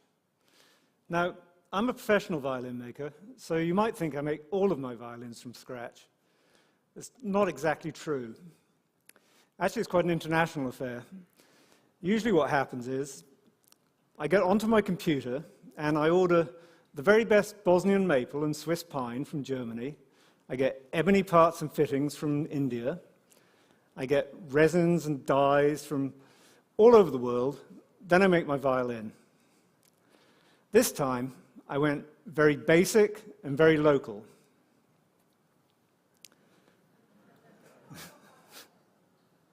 All of the materials in the violin came from within 25 miles of my house. The 5 different woods that I used, they all grew right here in Sonoma County. I made glue out of beef tendons. I made varnish out of walnut oil and pine sap. I made dyes and pigments out of grape skins, mushrooms, acorns. In the end, the only things that didn't come from around here were a little bit of metal and the modern strings. So why go to all this extra trouble? Well, I wanted to learn more about my craft, and in particular about some of the things, the basic processes that used to be common knowledge 100 years ago. I also wanted to go local. I wanted to learn more about this area and connect a little more with the community. So I used the Redwood Violin Project as a way to paint a sort of snapshot portrait of the county, and the portrait featured some of the things that helped to create and define a community. So things like our history, the environment, trade and commerce, and the arts. The medium for the portrait was a series of over 70 short videos that I made and shared online. The videos showed the entire process of making the violin, from collecting and refining all of the materials through all of the steps in building it. I also did interviews with the skilled local people who got involved in the project. So in all, there were about over 24 different raw materials. All of them had to be refined or processed in some way. And when there was something that I didn't know how to do myself, I went out and found a local expert who could. So we had sort of mini supply chains developing. So take, for instance, the little tuning pegs. Those started out as manzanita trees. The wood was harvested by a guitar maker who gave it to me, and I bought it to a wood turner, Kalia. She turned the pegs on her lathe, and she finished those pegs by polishing them with beeswax from a local beekeeper, and the beeswax had been diluted or dissolved in turpentine that I made myself by distilling pine sap.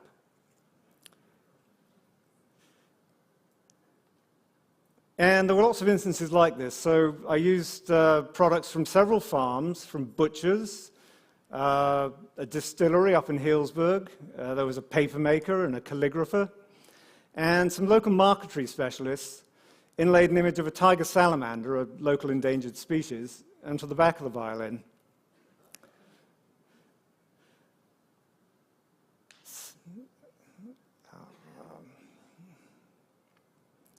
So one of the things that really defines a community is its history, and because I wanted the violin to represent Sonoma County, I tried to include materials that had some sort of local significance. This area is sometimes known as the Redwood Empire because the original economy was founded on the redwood logging industry. So the top of the violin is redwood, and similarly for the back, neck, and sides, those are applewood from the old apple orchards around Sebastopol. And I used walnut oil in the varnish because for about 100 years, this region was a major walnut producer. That started in the 1890s with our own Luther Burbank, and he developed varieties of walnuts that would actually thrive in the climate. The walnut era around here is coming to an end with John Frey, not quite so famous, but the last remaining commercial walnut grower in the area. We interviewed him. He's in his 80s now and still working the same farm that his grandmother started out on Frey Road near Kenwood. Of course, the biggest story around here recently have been the wildfires, which are becoming a major part of what it means to live in Sonoma County these days. I very much wanted to have some token of the fires in the violin, so what I did was I made lye, which is a cleaning agent that I use for processing sheep's intestine. I made lye out of the ashes of oak trees that had burned in the glass fire that had just happened. So making the violin was a lot of fun. I did learn a lot, and I did meet some very interesting people. In the end, though, violin's a tool for making music, so it had to be played. I also use it as a way to highlight the diversity of music being made in the county, and I did that by making the violin available to anybody at all who was willing to make a short music video. And we got an amazing response to this. Violin debuted with a local youth orchestra, and one of its members, Gwendolyn, wrote a piece specifically for the violin and string orchestra. After that, we got everything from Vivaldi to Led Zeppelin. We had house concerts, we had stage concerts, we had living room jams and kids busking in the street. We heard Morris dancing, mariachi, zydeco, all kinds of great stuff. Very community, just people getting together with music the way we always have done. This is the Sebastopol Morris, and you may not know this, but they provide a very great public service. Every year, on May morning, they get up before dawn and they dance the sun up. So here they've just successfully ensured that the sun's going to come up again for another year, and some joyful music and dancing broke out afterwards. It was actually a very poignant moment for the project because the violin is completely a product of the earth and the things that grow out of it and the sun that powers the whole show. It's easy to poke fun at our ancestors and their quaint customs, but they did seem to have had a visceral understanding of our reliance on the environment, and I think that's something that we're slowly starting to get back again.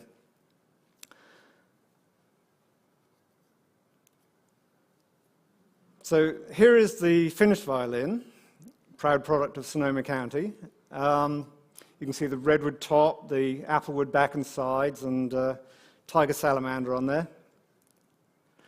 So what's going to happen to it? That's a little difficult to say because a violin can have a working life of over 400 years. If you think back to what was going on around here 400 years ago, or even just 200 years ago, it was a radically different place. So who can really say what's going to happen in the next 400? Short term, though, the violin's going to be donated to the youth orchestra to help continue our tradition of community music. Now we've got something very special for you. You're going to hear the violin, and we have a piece composed especially for this event tonight by a local composer, of course. Felix Herbst, born and raised here. He's now making his way in Boston. His Caprice for the Redwood Violin is going to be performed for you by another product of Sonoma County, 12-year-old Henry Miller. So thank you for listening, and I hope you enjoy this very local music.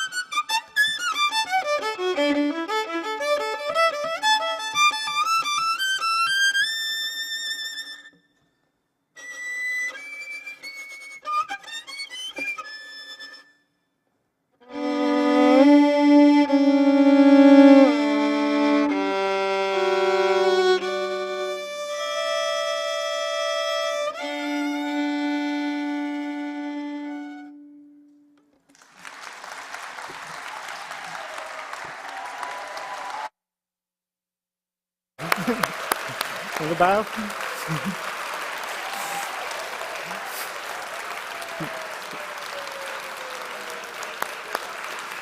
That's good.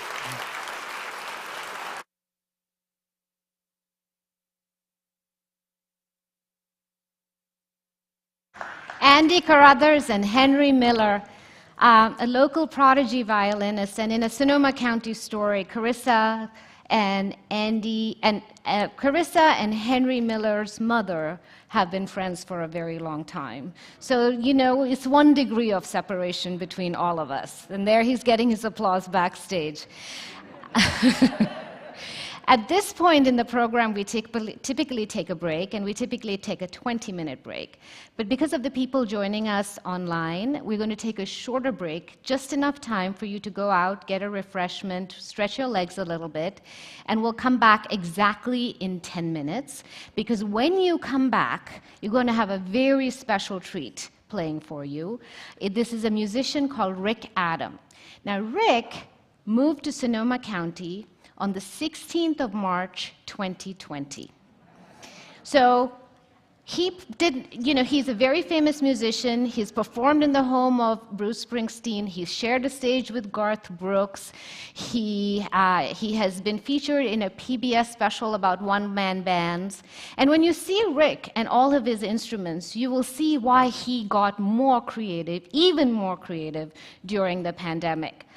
Some of us got more lonely. Some of us spent part of the pandemic curled up in a fetal position under our beds. And some of us got more creative. So it goes. So enjoy your break, 10 minutes. See you right back here.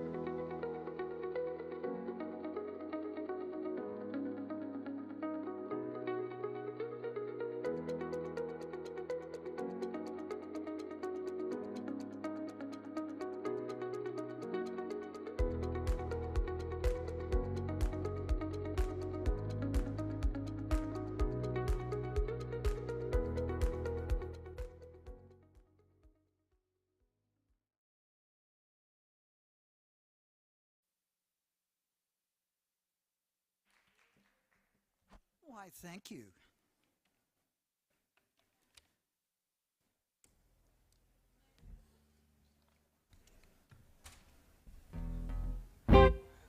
We're alive.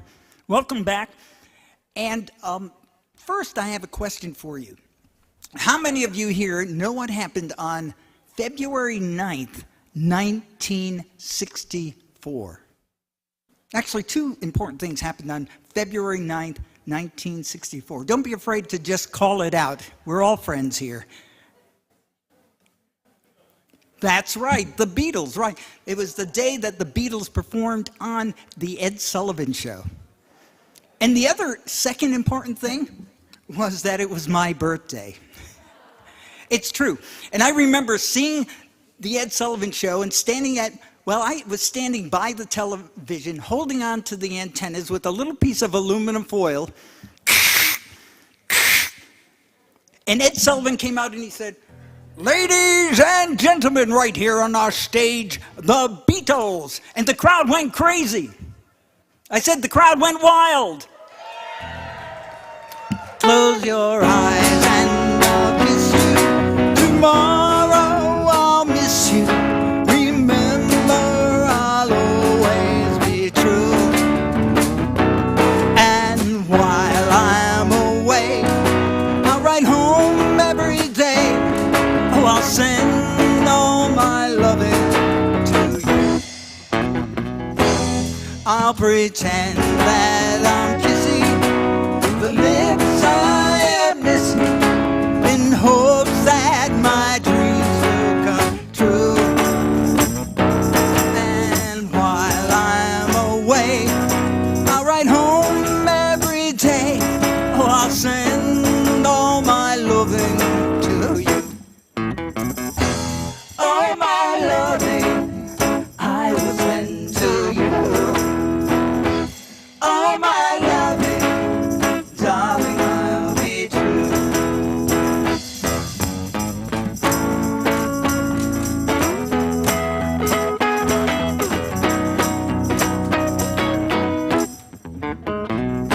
Close your eyes and I'll kiss you. Tomorrow I'll miss you. Remember, I'll always be true. And while I'm away, I'll write home every day. Oh, I'll send all my loving to you. All my loving I will send to you. All my loving, darling, I'll be true. All my loving, ooh, all my loving, I will send to you.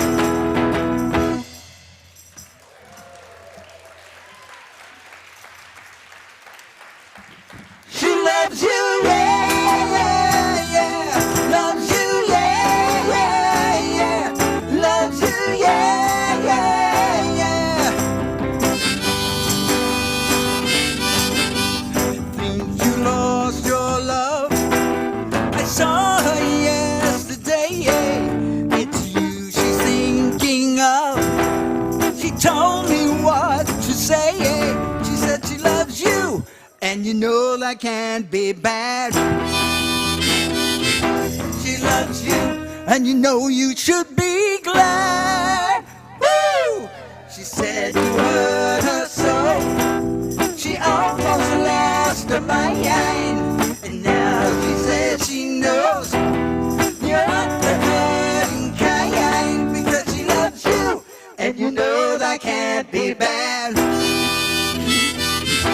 She loves you, and you know you should be glad. She loves you, yeah, yeah, yeah. Loves you, yeah, yeah, yeah. With a love like that, you know you should be glad. You know it's up to you. I think it's only fair.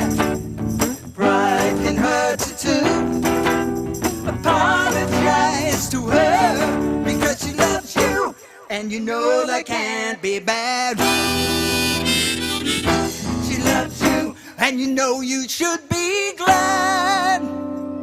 She loves you, yeah, yeah, yeah. Loves you, yeah, yeah, yeah. With a love like that, you know you should be glad.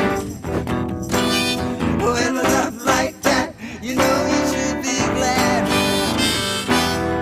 With a love like that, you know you should be so glad. Yeah, yeah, yeah. Yeah, yeah, yeah.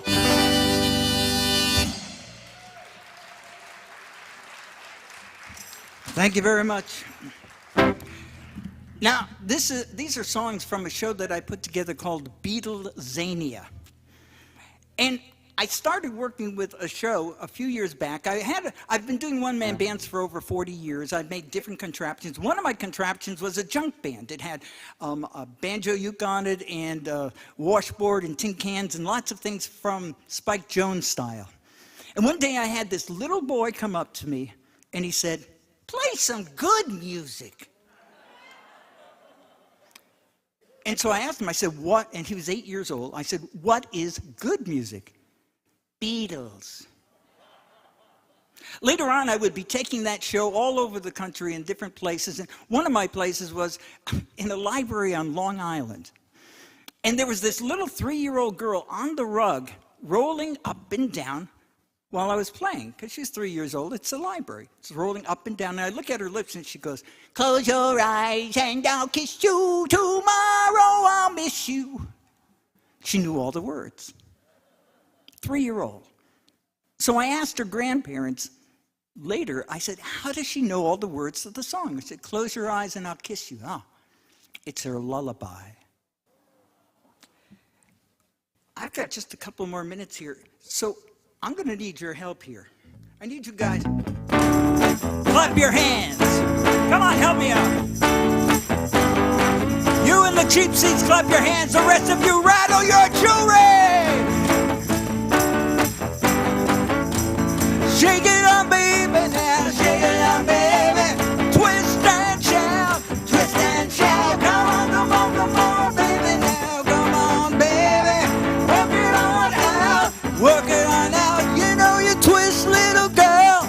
Twist, little girl. You twist so fine. Twist so fine. Come on and twist a little closer now. Twist a little closer. Let me know that you're mine. Know that you're mine. Now shake it, shake it, shake it, baby, now. Shake it on, baby. Twist and shout. Twist and shout. Come on, come on, come on, baby, now. Come on, baby. Work it on out. Work it on out. You know you twist, little girl. Twist, little girl. Sing it with me. Twist so fine. Twist so fine. Come on and twist a little closer now. Twist a little closer. Let me know that you're mine. Know that you're mine. Now shake it, baby, now. Shake it on, baby. Twist and shout. Twist and shout. Come on, come on, come on, baby, now. Come on, baby. Work it on out. Work it on out. Da da da da da da da da da da da da da.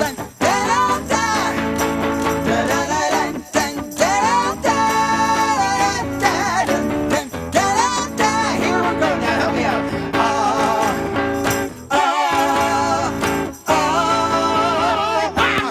Shake it on, baby, now. Shake it on, baby.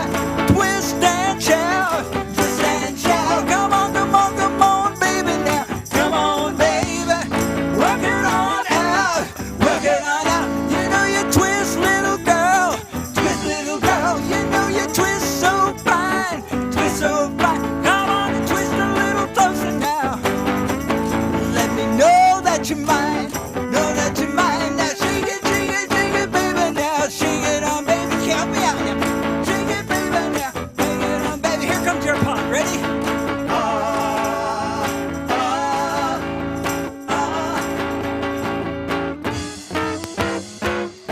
Wow!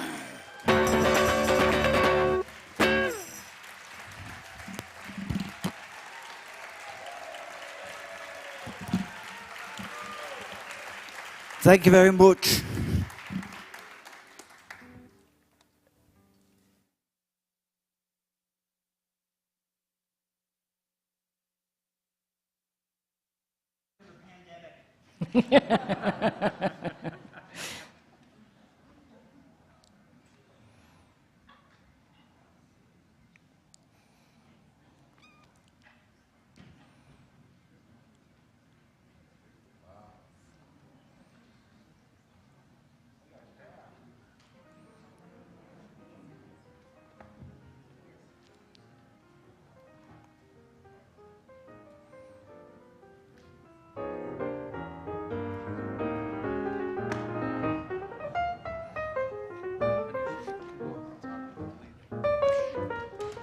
Not while the video's playing.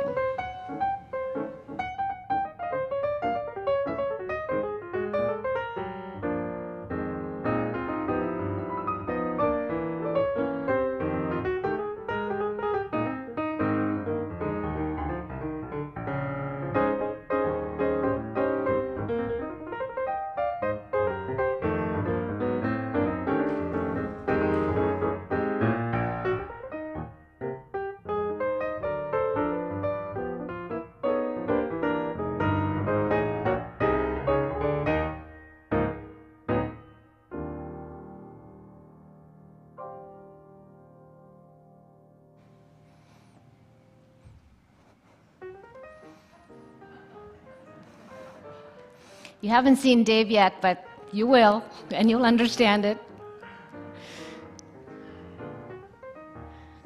Go, Linda. Isn't that incredible?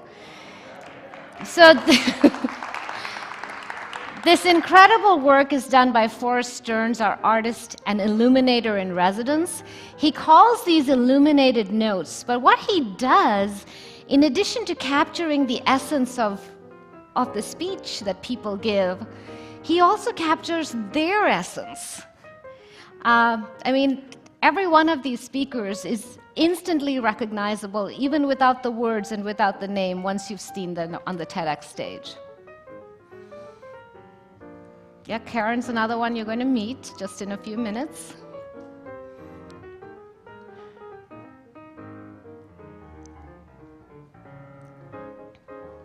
Beautiful.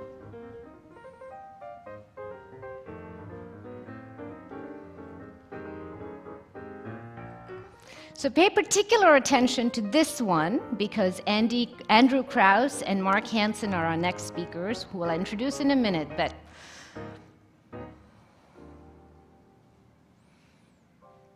incredible.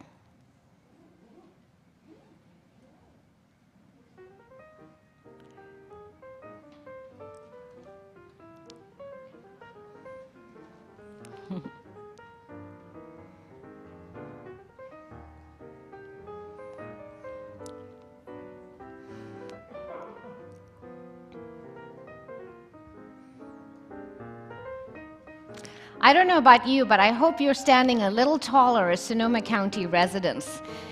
You know, it's so wonderful to have this energy in the room again. I'll wait for Forrest to finish. Rick? I wish Rick could see it.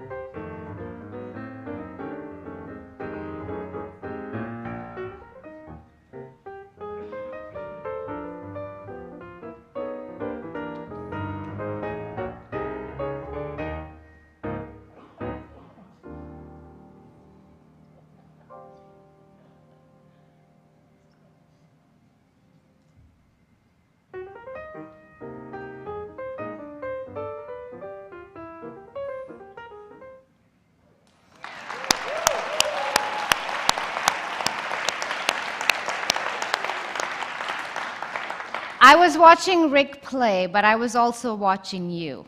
And can I tell you, I witnessed an emergence of joy and happiness in a collective way that I haven't felt in 2 years. So cheers to that.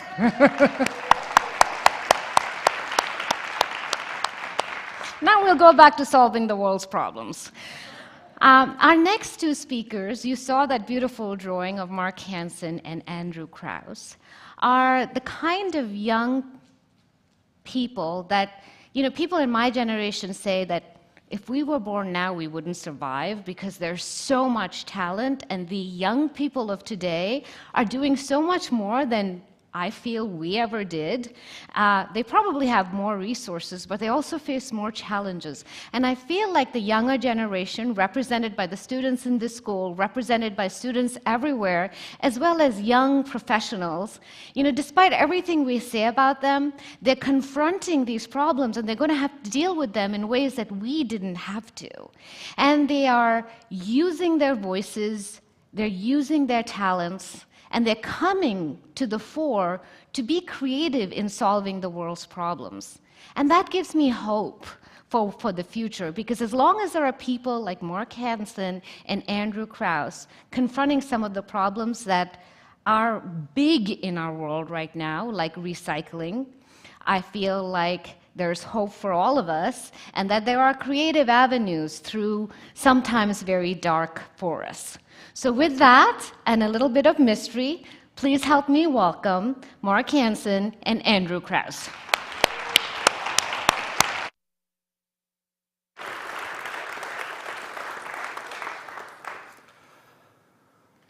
This is Chasing Arrows. You know that famous recycling logo we've all come to know and love? This gets in our life every day. The products we buy, how we use them, what we do at the end. And if you're like me, recycling's a pretty cool concept. New stuff becomes old because we use it, and old stuff, it becomes new if we recycle properly. But today, Chasing Arrows is broken. Mark and I are here to tell you why that is and what we can actually all do about it. So our gateway to recycling is the blue bin, the stuff that comes into our lives. If it can be reused, we put it in the blue bin, and the deal is somebody's going to take that away and they're going to recycle it, right? Well, I want to share two observations. One, there's material I put in the blue bin that I don't really care about, like a milk jug. But sometimes my kids use a toy too much, it gets old, it can't be donated, but it's plastic. When I put it in the blue bin, I feel like maybe there's a missed opportunity there. The second observation I've had is we put different material in the blue bin. Well, that material isn't recycled equally. Metal, for example, is recycled very well. Plastic, on the other hand, is not. Plastic is something I really care about. When I put it in the blue bin, I don't want it in the ocean. I don't want it on a beach or in my park or coming back to me as microplastic in the food that I eat. Unfortunately, of all the plastic we consume, only 9% of it is recycled. You can gasp, you've been sorting your trash, 9% is recycled. The plastic recycling system is broken. One of the major reasons is because it's often cheaper to make new products out of new plastic than use the recycled stuff. Another problem is when we throw our plastic in the blue bin and then it gets mixed with our neighbors and then mixed in a truck and then it shows up for processing, it's dirty, it's contaminated, it's hard. Labor costs are high, and then participation is stagnated because we have this suspicion about the blue bin that maybe it's not working. During COVID alone, more than 100 recycling facilities closed in the United States. When those facilities close, they fail us, and they basically terminate our ability to recycle plastic. So we're getting scenes like this more and more. So what do we do about it? Really big problems, I think we can shrink them down. I think we can find a way where we can connect to the solution. And I think if we had concrete, actionable steps, maybe we could do something about it. So to make this concrete, we put together this crack team of plastic anarchists. These are smart scientists, engineers, designers, entrepreneurs. We have one goal. We want to make the plastic system better for us to use in recycling. And we are going to drag together this recycling system into the 21st century. And as designers, we think in design principles. We came up with 3 that we think really matter for this problem. The first is, how do we actually use the experience you already have? We've all been recycling. It's been about 50 years now since Earth Day, and we have a lot of practice. We want to channel that motivation and give it a new outlet so we don't have to start from scratch. Second, it's a little bit of magic. You know, if you're like me, you wonder, hey, if I recycle this thing, what does it grow up to be? What kind of product will it be next? Will it become a product? And we actually want to show you that not only can you take your waste and turn it into a product, we can make something in front of your own eyes that you actually want. Do you play dominoes? Let's make some dominoes. You want to give a gift? Let's make a picture frame. Also, we were thinking, could we build a system where we could track the products we make as we take plastic off grid, certify it, and actually make sure that we could reuse that product at the end of its life? And if we were to do all this, how valuable could it be? Well, our goal is to make this 1,000 times more valuable than recycling in the blue bin system, and that's what we're going to do. So why does this matter? Well, for the last decade, I spent time researching people's habits. How do we recycle? How do we try new products that help us avoid plastic? Why don't we recycle? You know what? It's just really hard. For instance, every day I drink coffee, and sometimes I buy beer and I take it home. Both generate plastic waste. I put that in the blue bin today, but I know, hey, it's not really going to work. I just do it to make a point. With the Chasing Arrows project, which is what we call our project, I can now take that same waste and do something with it that makes it more meaningful. In this exact example, I use this waste to create some keychains that Mark and I developed in my garage. We created a mold, and we actually made them. And those keychains have value to me. So now when I shop, I don't just think about what do I actually want this product for at this moment. I kind of come up with like an end-of-life plan with what I'm going to do with the waste, and I'm starting to see the world in a whole new way where I can actually do something with it. And Mark's going to walk you through how we do that.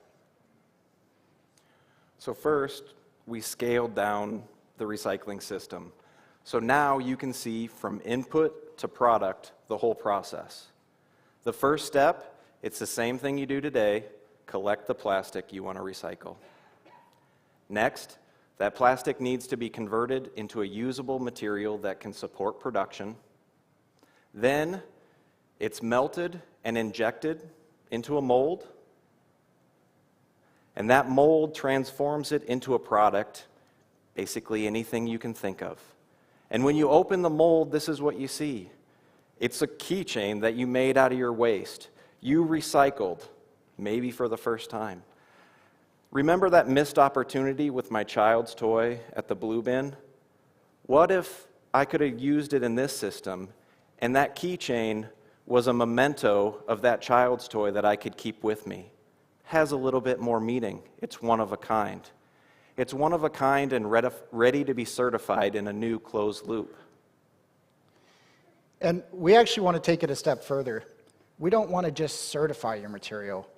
We want to embed a digital ID that allows you to connect a specific product that you made with the backstory of how that product came to be, what it means to you, call it the provenance of your plastic. And by connecting more and more opportunities where you take waste, you don't choose the blue bin, but you actually choose a product, we want to help you track your effort over time. And ideally, you would do that with a lot of other people like you, and we kind of create this community of conditions where a lot of people can come up with innovation strategies to figure out the recycling problem.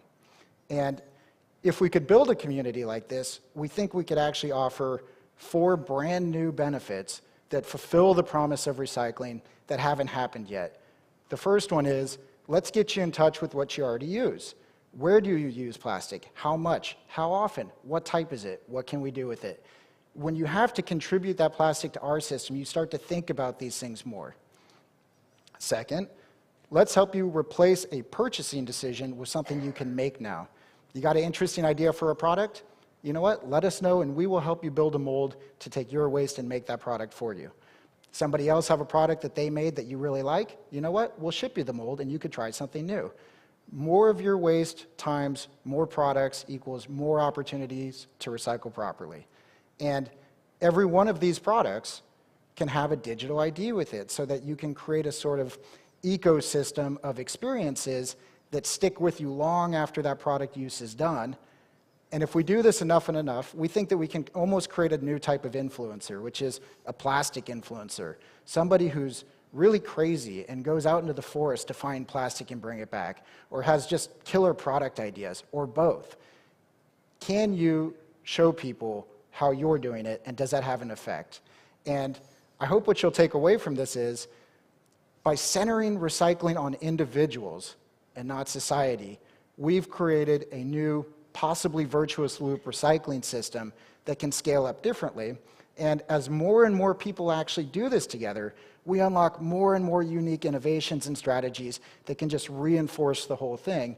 And that's what we're calling the Chasing Arrows Project. We hope you'll come join us on our quest to reimagine recycling, and thank you. Thank you.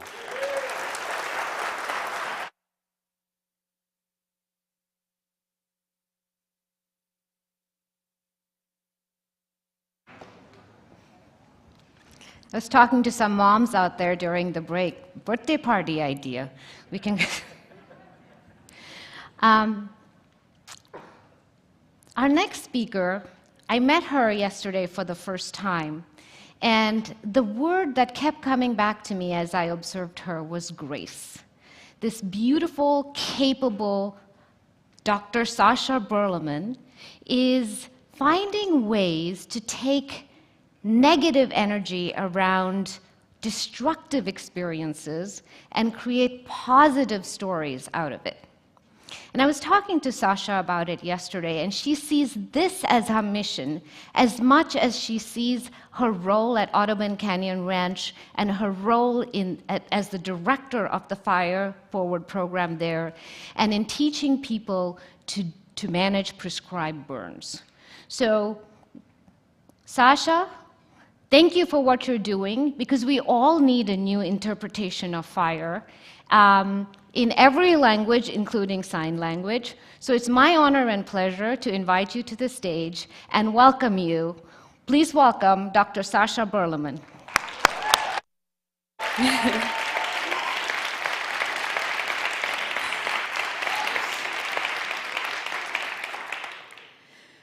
I grew up in a small Southern California town where snow days were unheard of, but smoke days were a regular occurrence. As a child, I remember opening the front door to a green lawn completely covered in stark white ash, and catching falling ash in my hands like snowflakes. I would hear in the news and overhear in hushed conversations about the terrifying destruction unleashed by these raging infernos. I was scared. These wildfires shaped me, as I imagine recent wildfires have shaped many of you as well. Year after year of record-breaking wildfires, we have been through so much together. How could it not? In my childhood, I had a recurring night terror, one that I was trying to save my family from a harrowing wildfire. A wall of flame rushing at us as I ran helplessly between sisters and parents, desperately trying to urge them along, but never with any resolve. As a young adult, I enrolled in an educational program at a nature reserve my grandmother used to take me to. One session was taught by a local indigenous man who told us a different story of fire. He shared how fire was used by his tribe for millennia to tend and nurture the oaks and grasses there. He showed us the many flowers that exist as tiny dormant seeds for up to hundreds of years, just waiting for a fire to wake them and give them the freedom to bloom. He shared a truth foundational to understanding this place and how to care for it. Yet it was one that I had never heard before, that people had lived collaboratively with fire, and that fire brought and supported life here since time immemorial. This shook me and sent me on a lifelong journey because in a world full of so many challenges that feel insurmountable, this was a problem with a known solution. We just hadn't grasped it yet. I've been guided by many mentors along my journey, Indigenous colleagues who continue to burn despite the horrific impacts of cultural oppression and genocide, as well as many others who have dedicated their careers to breaking down the barriers that keep people separate from the land. Teaching folks of all backgrounds that fire is a tool for good, a medicine for land and people, and its use, a responsibility. This community of mentors has guided me along my journey, and I am here today to extend this community to you. Put your hand up if you are a nature lover. Yeah, any hikers or backpackers in the audience? How about some tree huggers? Backyard birders? I see you nature lovers. I'm right there with you. But guess what? We are loving these lands to death. Our no-touch, hands-off approach to preservation after a century of clear-cut logging, mining, and overdevelopment is putting the final blow on ecosystems that have been resilient for millennia. It is time for a change. The famous Buddhist teacher, Thich Nhat Hanh, wrote, "To love without knowing how to love hurts the one we love." But this tenet holds true beyond just human interaction. I would argue it is a universal truth that in order to love something well, we must deeply understand it. So, this land has been home to indigenous peoples for thousands of years. Through their enduring stewardship, people have been deeply woven into the very fabric of these ecosystems. This land and many of the animals and plants that live here depend on the intentional use of fire wielded in thoughtful ways. Ecosystems that define this place, our oak woodlands, our redwoods, our coastal prairies, become sick or completely disappear when we remove the fire they depend on people to provide. I'm going to repeat that because it is so counterintuitive if you grew up under the reign of Smokey Bear. Ecosystems that define this place, our oak woodlands, our redwoods, our coastal prairies, become sick or completely disappear when we remove the fire they depend on people, on us, to provide. As our world is rapidly changing around us, we need to amplify indigenous voices, the wisdom of traditional ecological knowledge, and the ethical frameworks still practiced among tribal communities today. We have an obligation to carry good fire forward for the sake of all, and we must do it together. There can be no other way. We, all of us, have a responsibility to this place we say we love, to understand it more deeply and to embrace a culture of stewardship. A culture of stewardship brings us together around a common cause and reconnects us with the natural world. In a culture of stewardship, we can no longer see ourselves as separate or alone or left at the mercy of wildfire.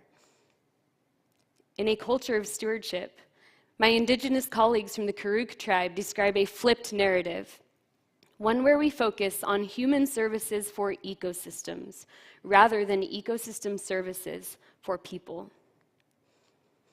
In a culture of stewardship, we know that when we come together to steward this place, this tending of the land, it serves us as well.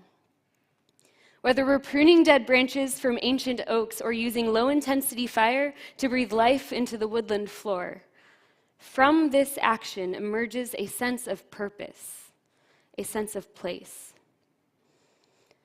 By understanding just how fire-dependent these ecosystems are, we learn that we too are dependent on fire. And with this realization that we do not just tolerate fire, but depend on it, we take one step closer to living in harmony with the natural world. So this is my call to you. Create generational change. Become a part of this vibrant community of friends and neighbors carrying good fire forward to the land together. You do not have to be an ecologist or a professional firefighter to join this cause. Yes, there are ecologists and tribal members, farmers and firefighters and landowners, but there are also baristas, computer coders, artists, and so many more. Because your profession or personal identity does not define your relationship with the land. Rather, your existence in this fire-dependent and human-dependent place does. What's more, this vibrant, robust, existing community will be right here by your side every step of the way. We will help you build the skills, gather the equipment, understand the practice, and be ready for opportunities to carry good fire forward into our forests and grasslands, our woodlands and wildlife corridors, and our beautiful backyards. So I'll leave you with this vision that I hope may become a shared one. A little girl steps outside her front door on a cool morning in early fall. There is excitement in the air today. The community is gathering, as they have many times before, around the shared responsibility to steward this place. The little girl will be the first person to light the fire today, with her grandmother and all of her wisdom by her side. Wildfires still happen, but the community is not afraid. They have built their homes in places and ways that acknowledge and honor fire's role here. They have been tending their forests and woodlands for generations now, and they have been tending community too. They have found harmony with fire. Thank you. Thank you.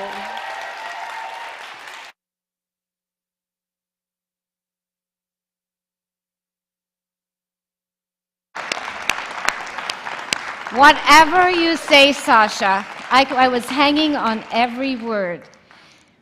But I think the part that resonated with me about what Sasha said is, what's old is new again. You know, some of the big, knotty, difficult problems of our time may require us to step back in time to another time and absorb the wisdom that people had. And I think divorcing ourselves from the past in order to try and address the future is something that, to use Jim Hyde's words, you know, it's chasing insanity. So I really believe that what's old is new, what's big is small. You know, some of these ideas that have endured over time are bubbling up again because they are true solutions to the big problems of our time. In addition to big problems of our time, we also have to be human. And part of being human is laughing.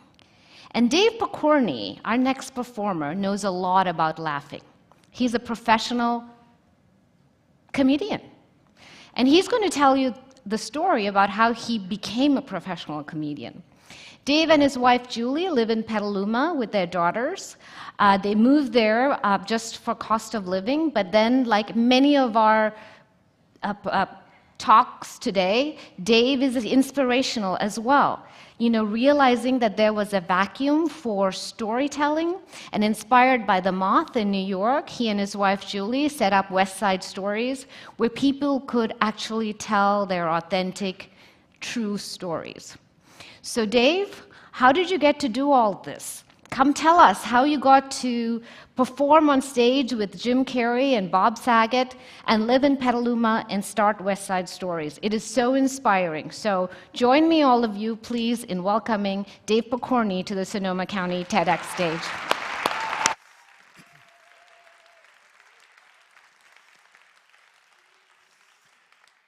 Hi, I'm Dave, and I'm a procrastinator.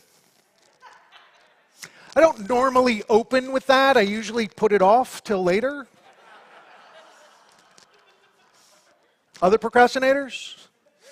I get it. You'll raise your hand later. I know. Also, as she said, made my living as a stand-up comic. And when people hear that, the thing they ask me most often is, do you remember your first joke? Yes.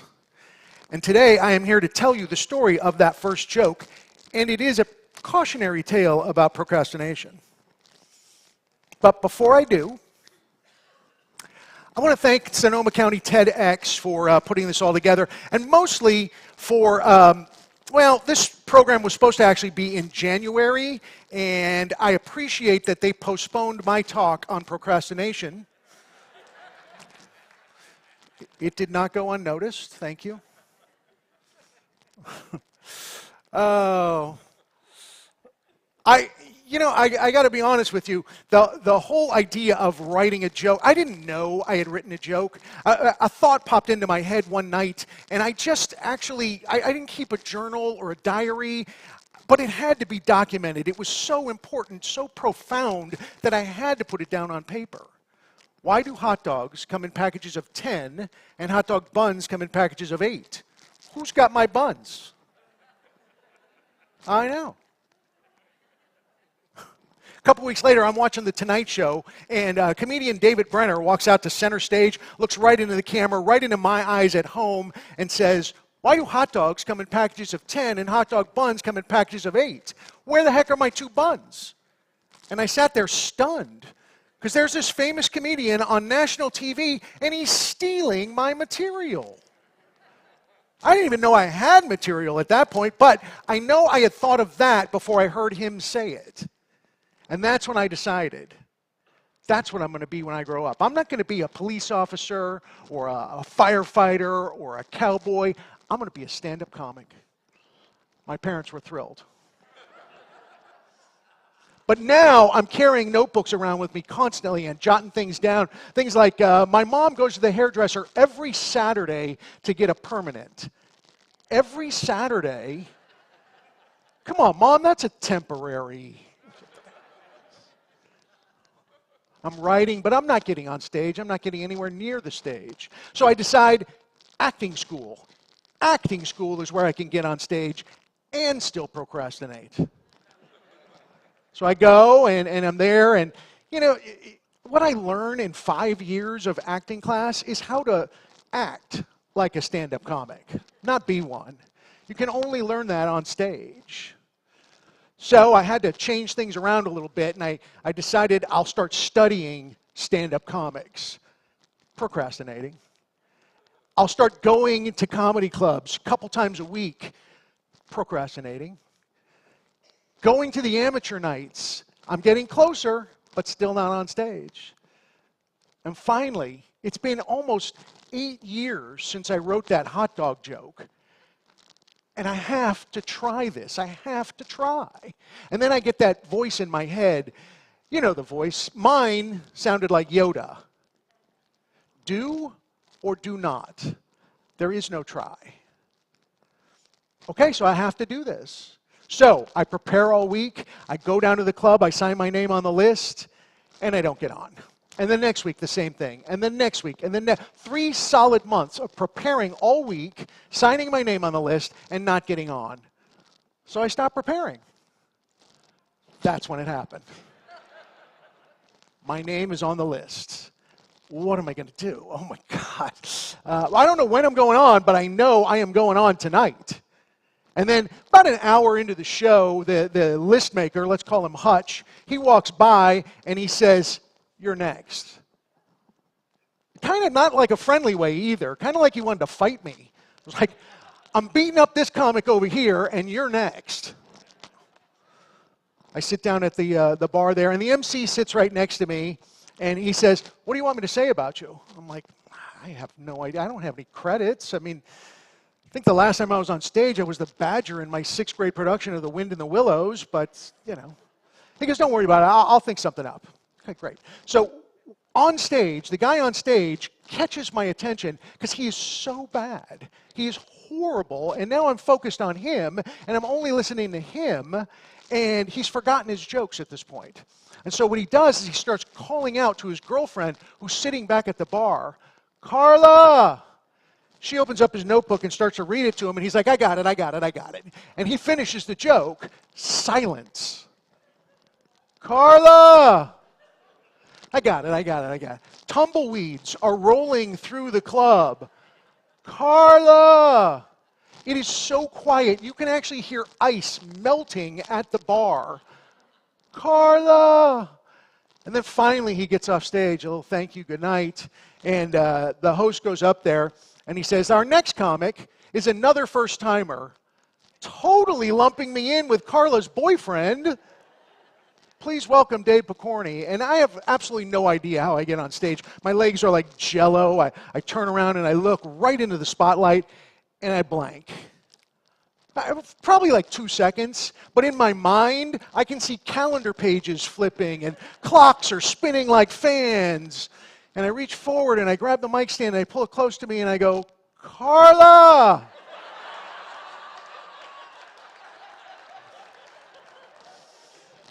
And the laugh starts really slowly, but I can see it rolling through the room and it hits the back wall and it crashes into my chest. And I was right. When I was 17, I was right. This is what I'm going to be. Just not tonight. Folks, like the other guy, I've forgotten my jokes, and I don't have a girlfriend at the bar, so I'm just going to say goodnight. Thanks. And I walk off stage, and the Hutch comes up, and he says, you did the right thing. Why don't you come back next week, and I'll get you a better spot. And I do. And I keep coming back and coming back. And 3 years later, almost to the day, I quit my day job and go on the road for like 10 years. Folks, I'm going to be 61 in a couple of weeks. And I will tell you this. There is one big regret in my life, and it is those 8 years that I wasted. I procrastinated. Procrastinators, what would you do? Where would you be if you didn't waste that time? It's said that the journey of 1,000 miles begins with a single step. Well, that's true. Well, the journey to the fridge to get another beer also begins the same way. Just a shorter trip, that's all. Procrastinators, this is your Yoda moment. Do or do not. I recommend do. Thanks a lot.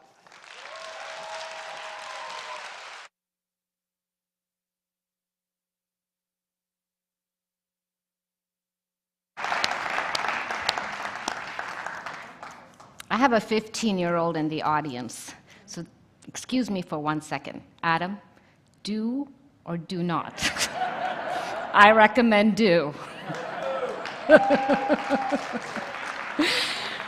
Our next presenter is certainly somebody that knows something about doing.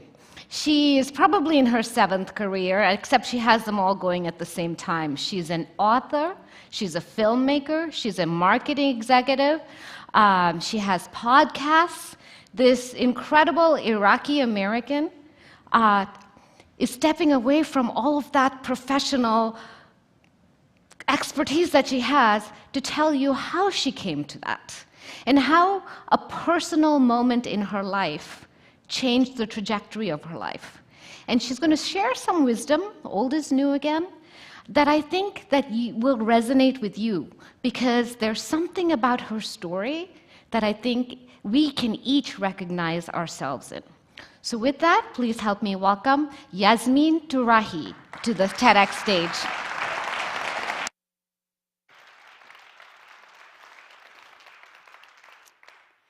Two years ago, on January 29th, 2020, I called a rideshare car to take me to the San Francisco airport.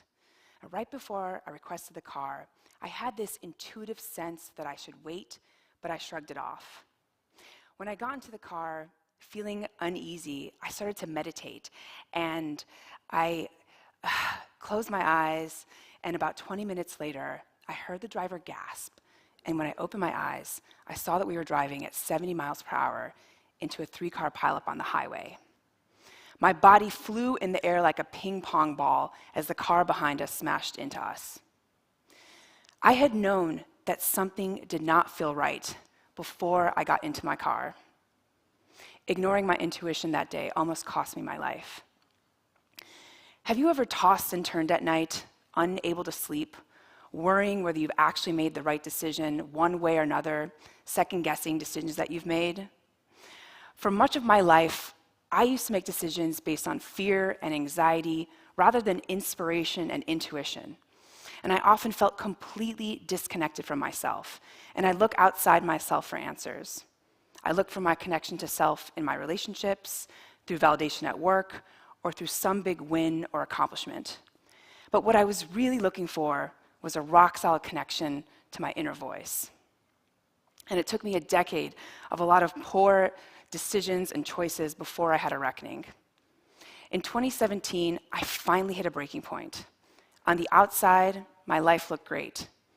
Yet I was privately suffering from many months of sleepless nights, worrying whether I made the right decision one way or another. And what I really wanted was a connection to myself. What I was really looking for was a rock-solid connection with my intuition.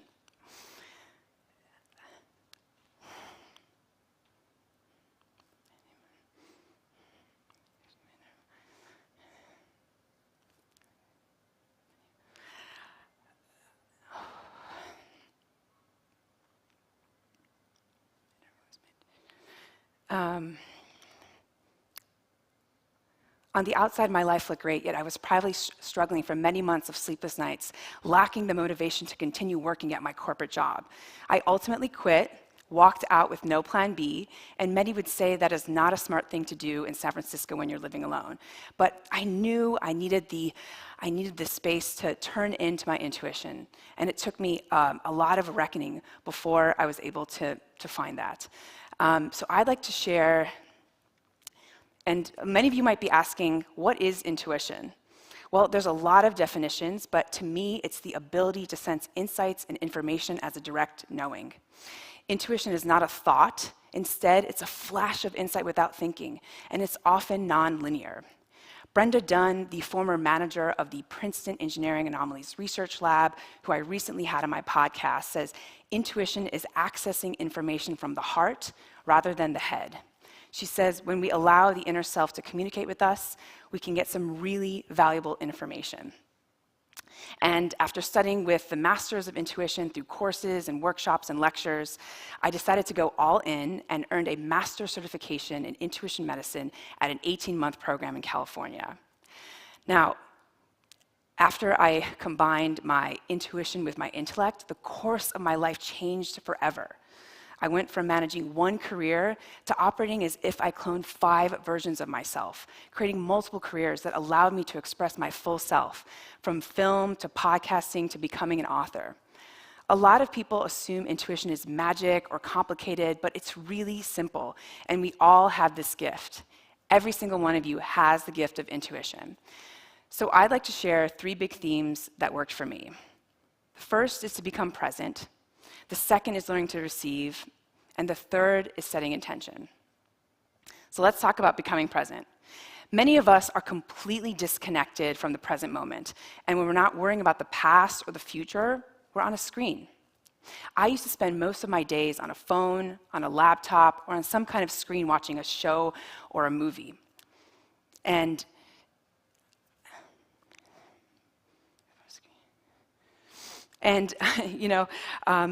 I often just felt completely disconnected from myself. And so I'd like to share a tool that really worked for me. I put my hand on my heart, I state my name, the date, and which city I'm in. It helps me orient myself in space and time. So I'd say, my name is Yasmin Tarehi, it's March 5th, 2022, I'm in Santa Rosa at the Sonoma County Day School. Another tool I use to become more present is to ask, where is my awareness right now? So where is your awareness right now? The second theme is about receptivity. Many of us are clouded with other people's thoughts, what the media tells us, and our cultural conditioning. I used to be the kind of person who would ask 8 people about a big life decision, only to end up so far off my path. And my awareness was often scattered. In order to be receptive and neutral, I learned to keep my awareness in the center of my head in order to access my subconscious. And from there, I would drop and make a connection to my heart. And from my heart, I'd expand my energy outwards, and I'd make a connection to all things. And that's when the insights usually happened. At first, I needed to wait for 30 minutes just to make a connection. If I didn't know where to start, I'd ask a question, and then I'd try to feel what made me feel heavy and contracted, what made me feel light and expanded. And the third piece is about setting intention. So while intuition is about listening, setting intention is about asking. How many of us are focused on our problems instead of being in a creative space of possibility?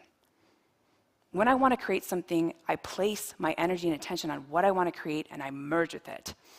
I learned that energy follows thought, so I became a warrior at noticing my thoughts and redirecting them towards a life that I actually wanted.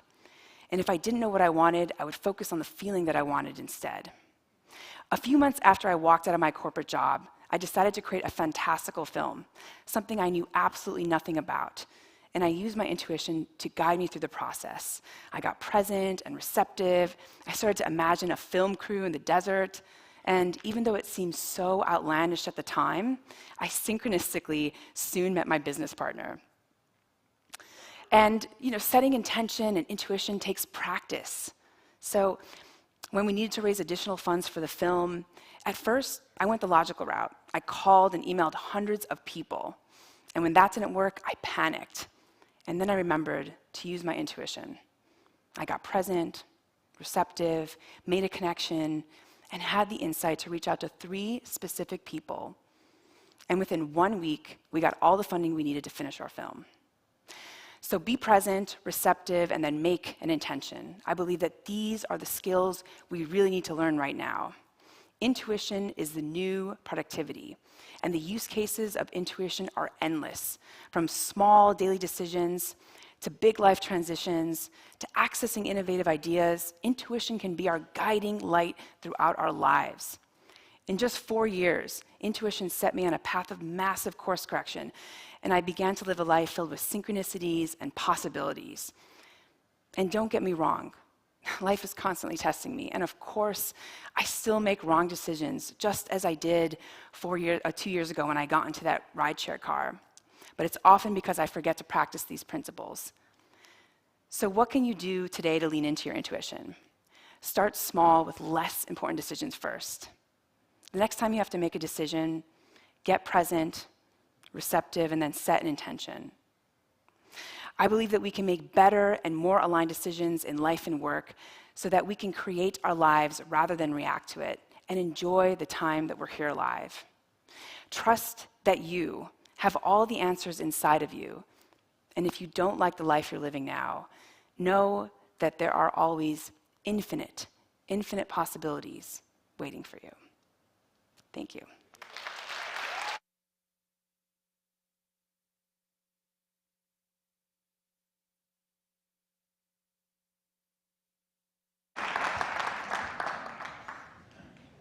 Told you.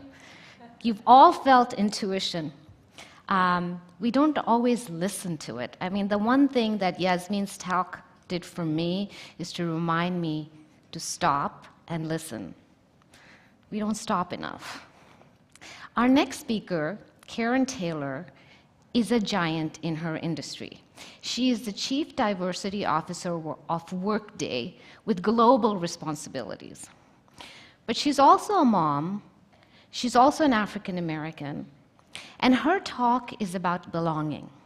Just like intuition, belonging resonates with me. I came to Sonoma County as an outsider. Nobody looked like me. And belonging was right front and center of trying to figure out where I fit in. Belonging is another concept that I think resonates with young people because they see this world that they don't resonate with. They see jobs that are just, tracks to nowhere. And it's a concept that resonates with anyone that doesn't look like everybody around them or feel like everybody around them. And I think as we move into this bigger, badder world with global problems multiplying, the concept of belonging becomes so much more important to each of us. So Karen, we look to your wisdom to hear more about how belonging can be enhanced in the workplace. Ladies and gentlemen, please help me welcome Karen Taylor.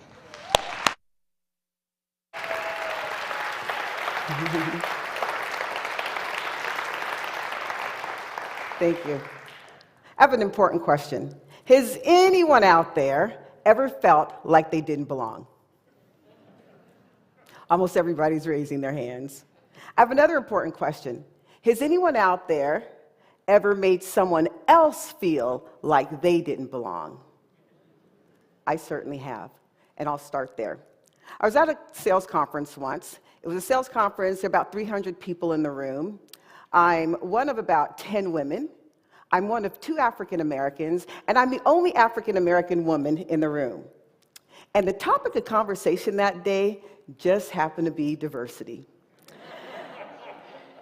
So I remembered sitting in the front row, and I remembered steam coming out of my ears, because I'm sitting there looking at this typical white male executive talk about diversity. And I sat there thinking, you are going to talk to me about diversity? No, that's not going to happen. So as I was sitting there, I couldn't receive this person's message. I mean, as a matter of fact, today I have no idea what that conversation was even about.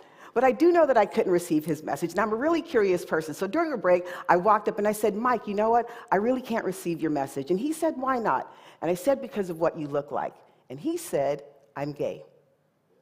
And it was the first time that unconscious bias really hit me upside the head.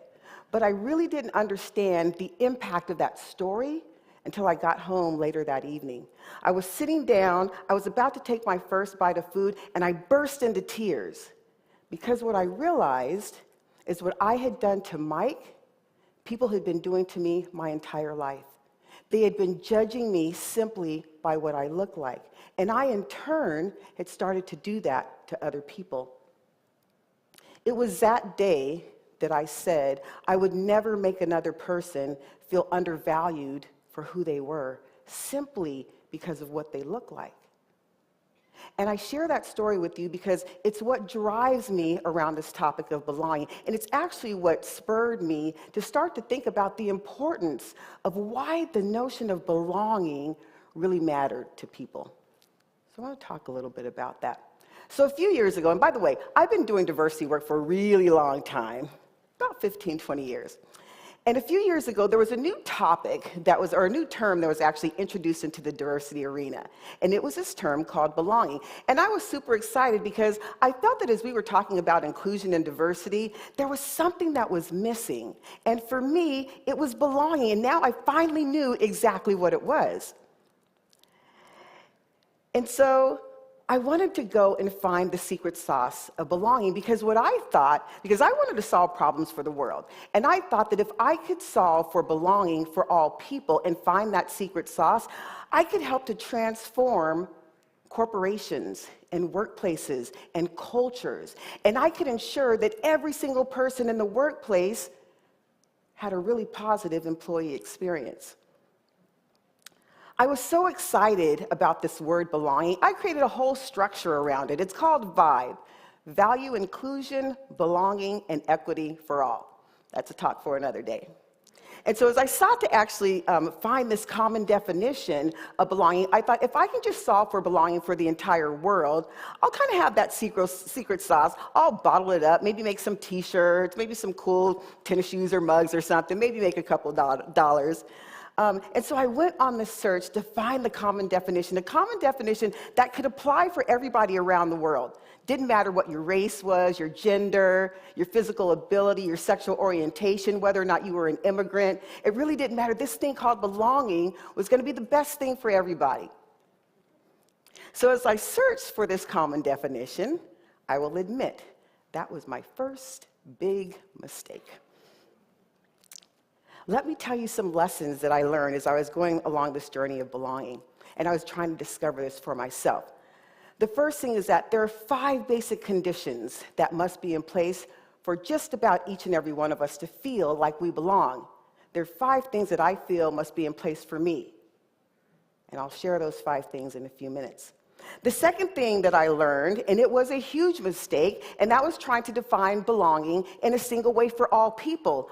I couldn't do that because belonging means different things to different people. What makes me feel like I belong doesn't necessarily make you or you feel like you belong. Belonging is different for each and every one of us.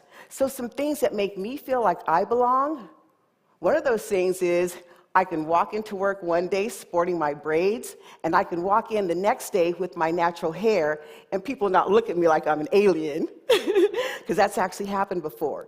Or people gloss over me because they're afraid to say something because I've changed my appearance a little bit, right? But when I can come in and do that, that makes me feel like I can belong. Or when I go into an executive meeting, and I roll up my sleeves because it's a hot day, and I want to show off my tattoo. I don't want to be judged for my tattoo because my tattoo is special to me. It means something really important to me. And I don't want to hide that part of me. Another thing that could make me feel like I belong is if I walk into work after a traumatic event has happened within my community, and one of my workmates leans in and says, "Hey, how are you today?" That makes me feel like I belong. Now, those might not be the things that make you feel like you belong, but one of the important things that I also found was that belonging is a two-way street. And what I mean by that is we have to understand our own sense of belonging.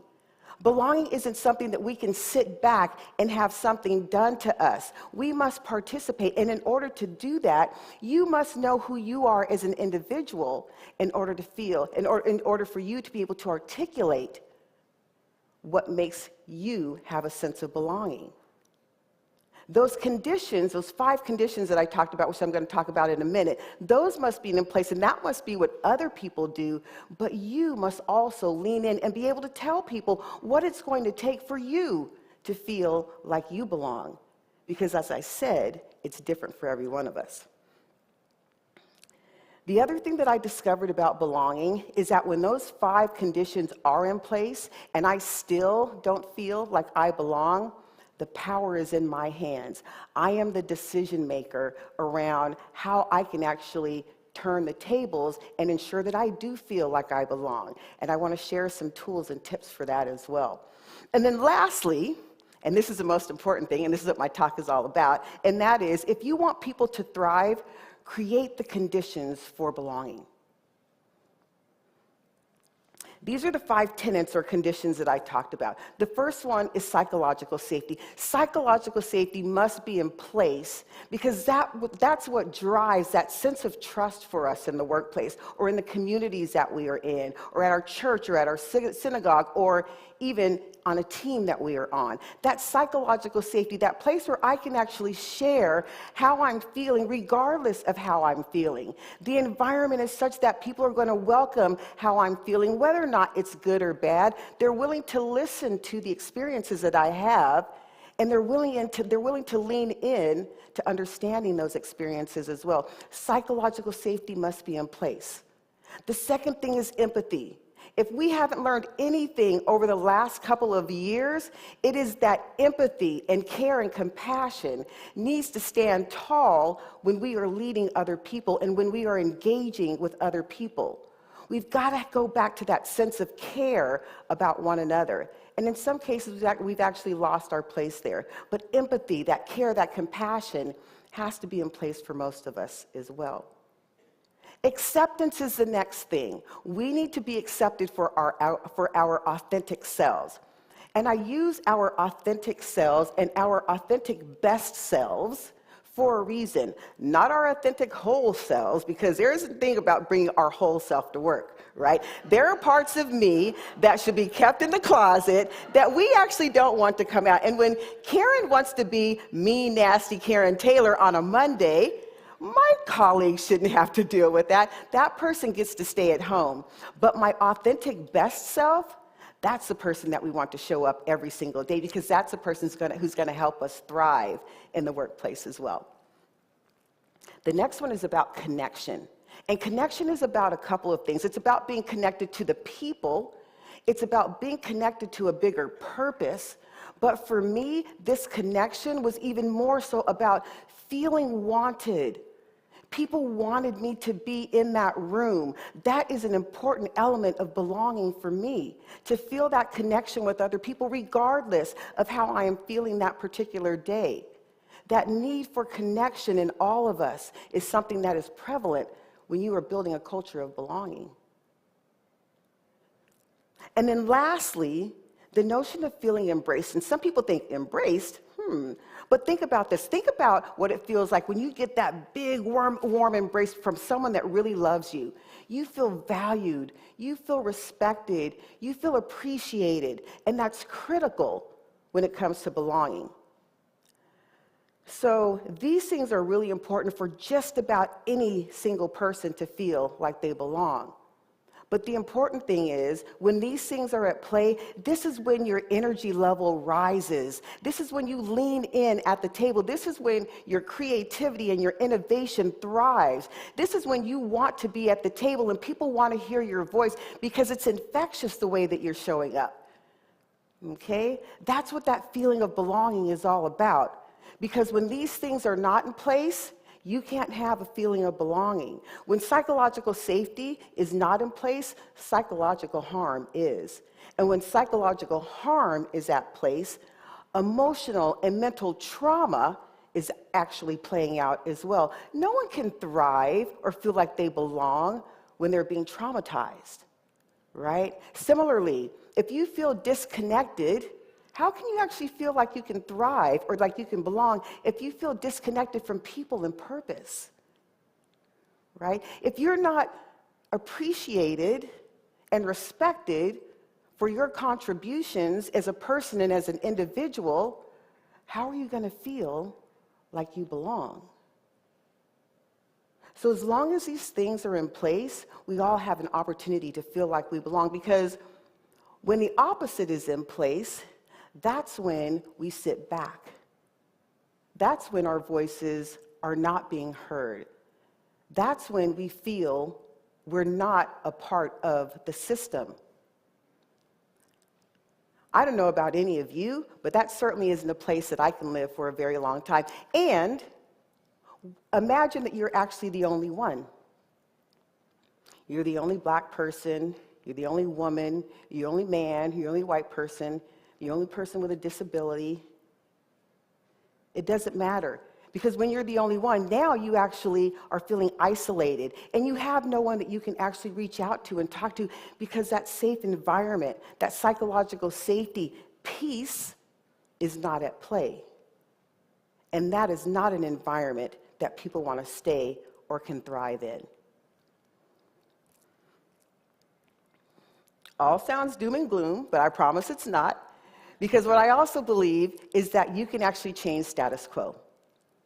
When those 5 tenets, that peace is in play for you, and you're feeling psychologically safe, you can actually change the status quo if you're feeling like you're not belonging. Because imagine that you're sitting around a room, and imagine that there's one seat left at the table.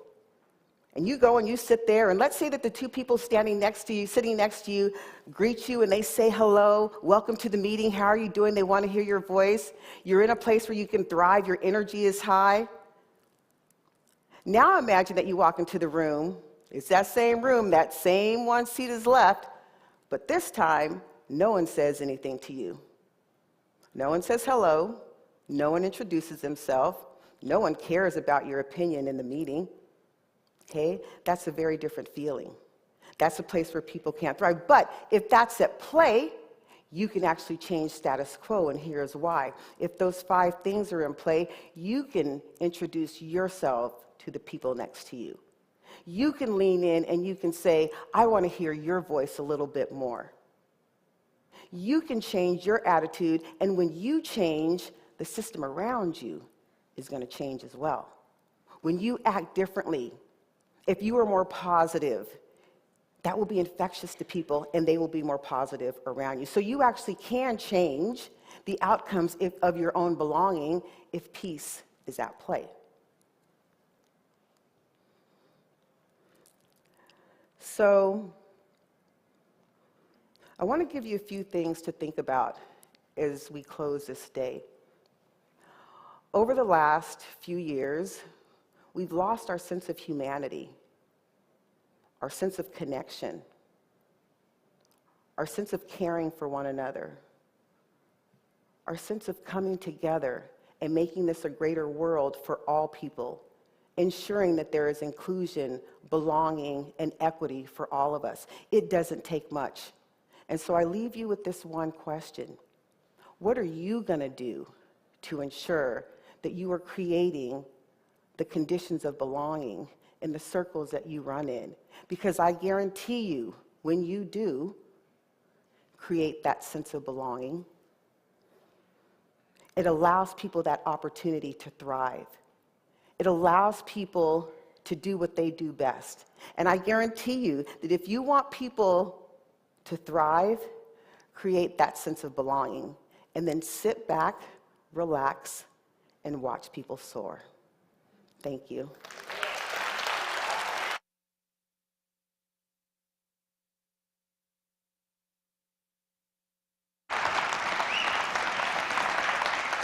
Now we understand why people follow Karen from company to company to company. Ladies and gentlemen, because we are Sonoma County, I'm going to ask you to stay in your seats for a few minutes more. Speakers, I'd like you to get ready to come back on stage. I'm going to summarize really quickly a few things that stood out for me, and then I'd like to acknowledge the volunteers and speakers one more time before you exit the room.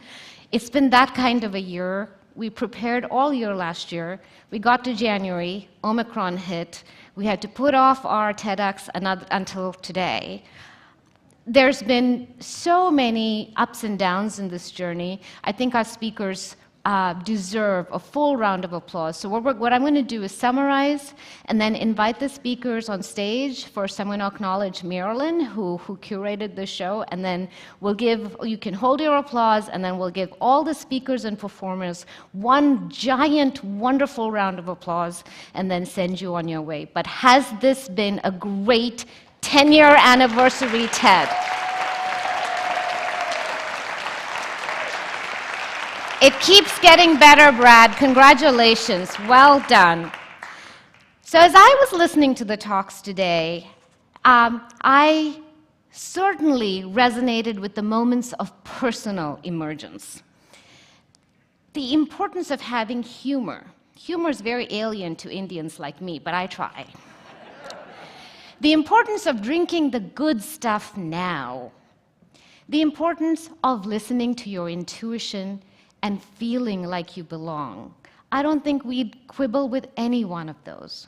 But in addition to that, we heard about how old solutions are new again, how old solutions are coming in to solve problems that are just emerging.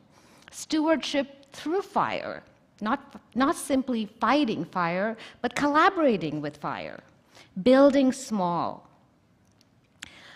Also then, we heard about new solutions to new problems, asking what's next. How do we solve the problem of homelessness, climate change, recycling? And then, of course, there were the universals, music and art, always there to comfort us and lift us up. Today has been a mix of all of these. To end where we started, it's been a transcendent day. Thank you so much for being here.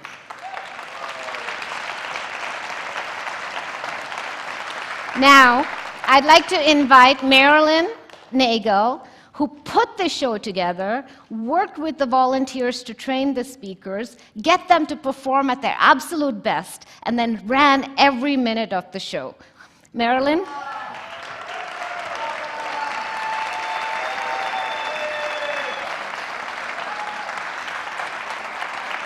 And now, I invite all of the speakers to join us on stage for your group photo and your group hug.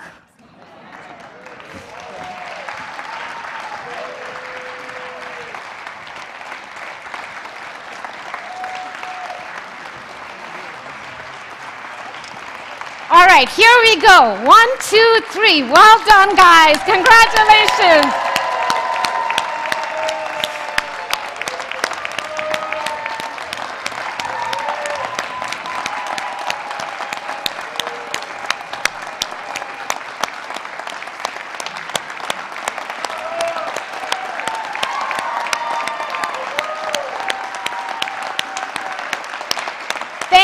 everyone. Have a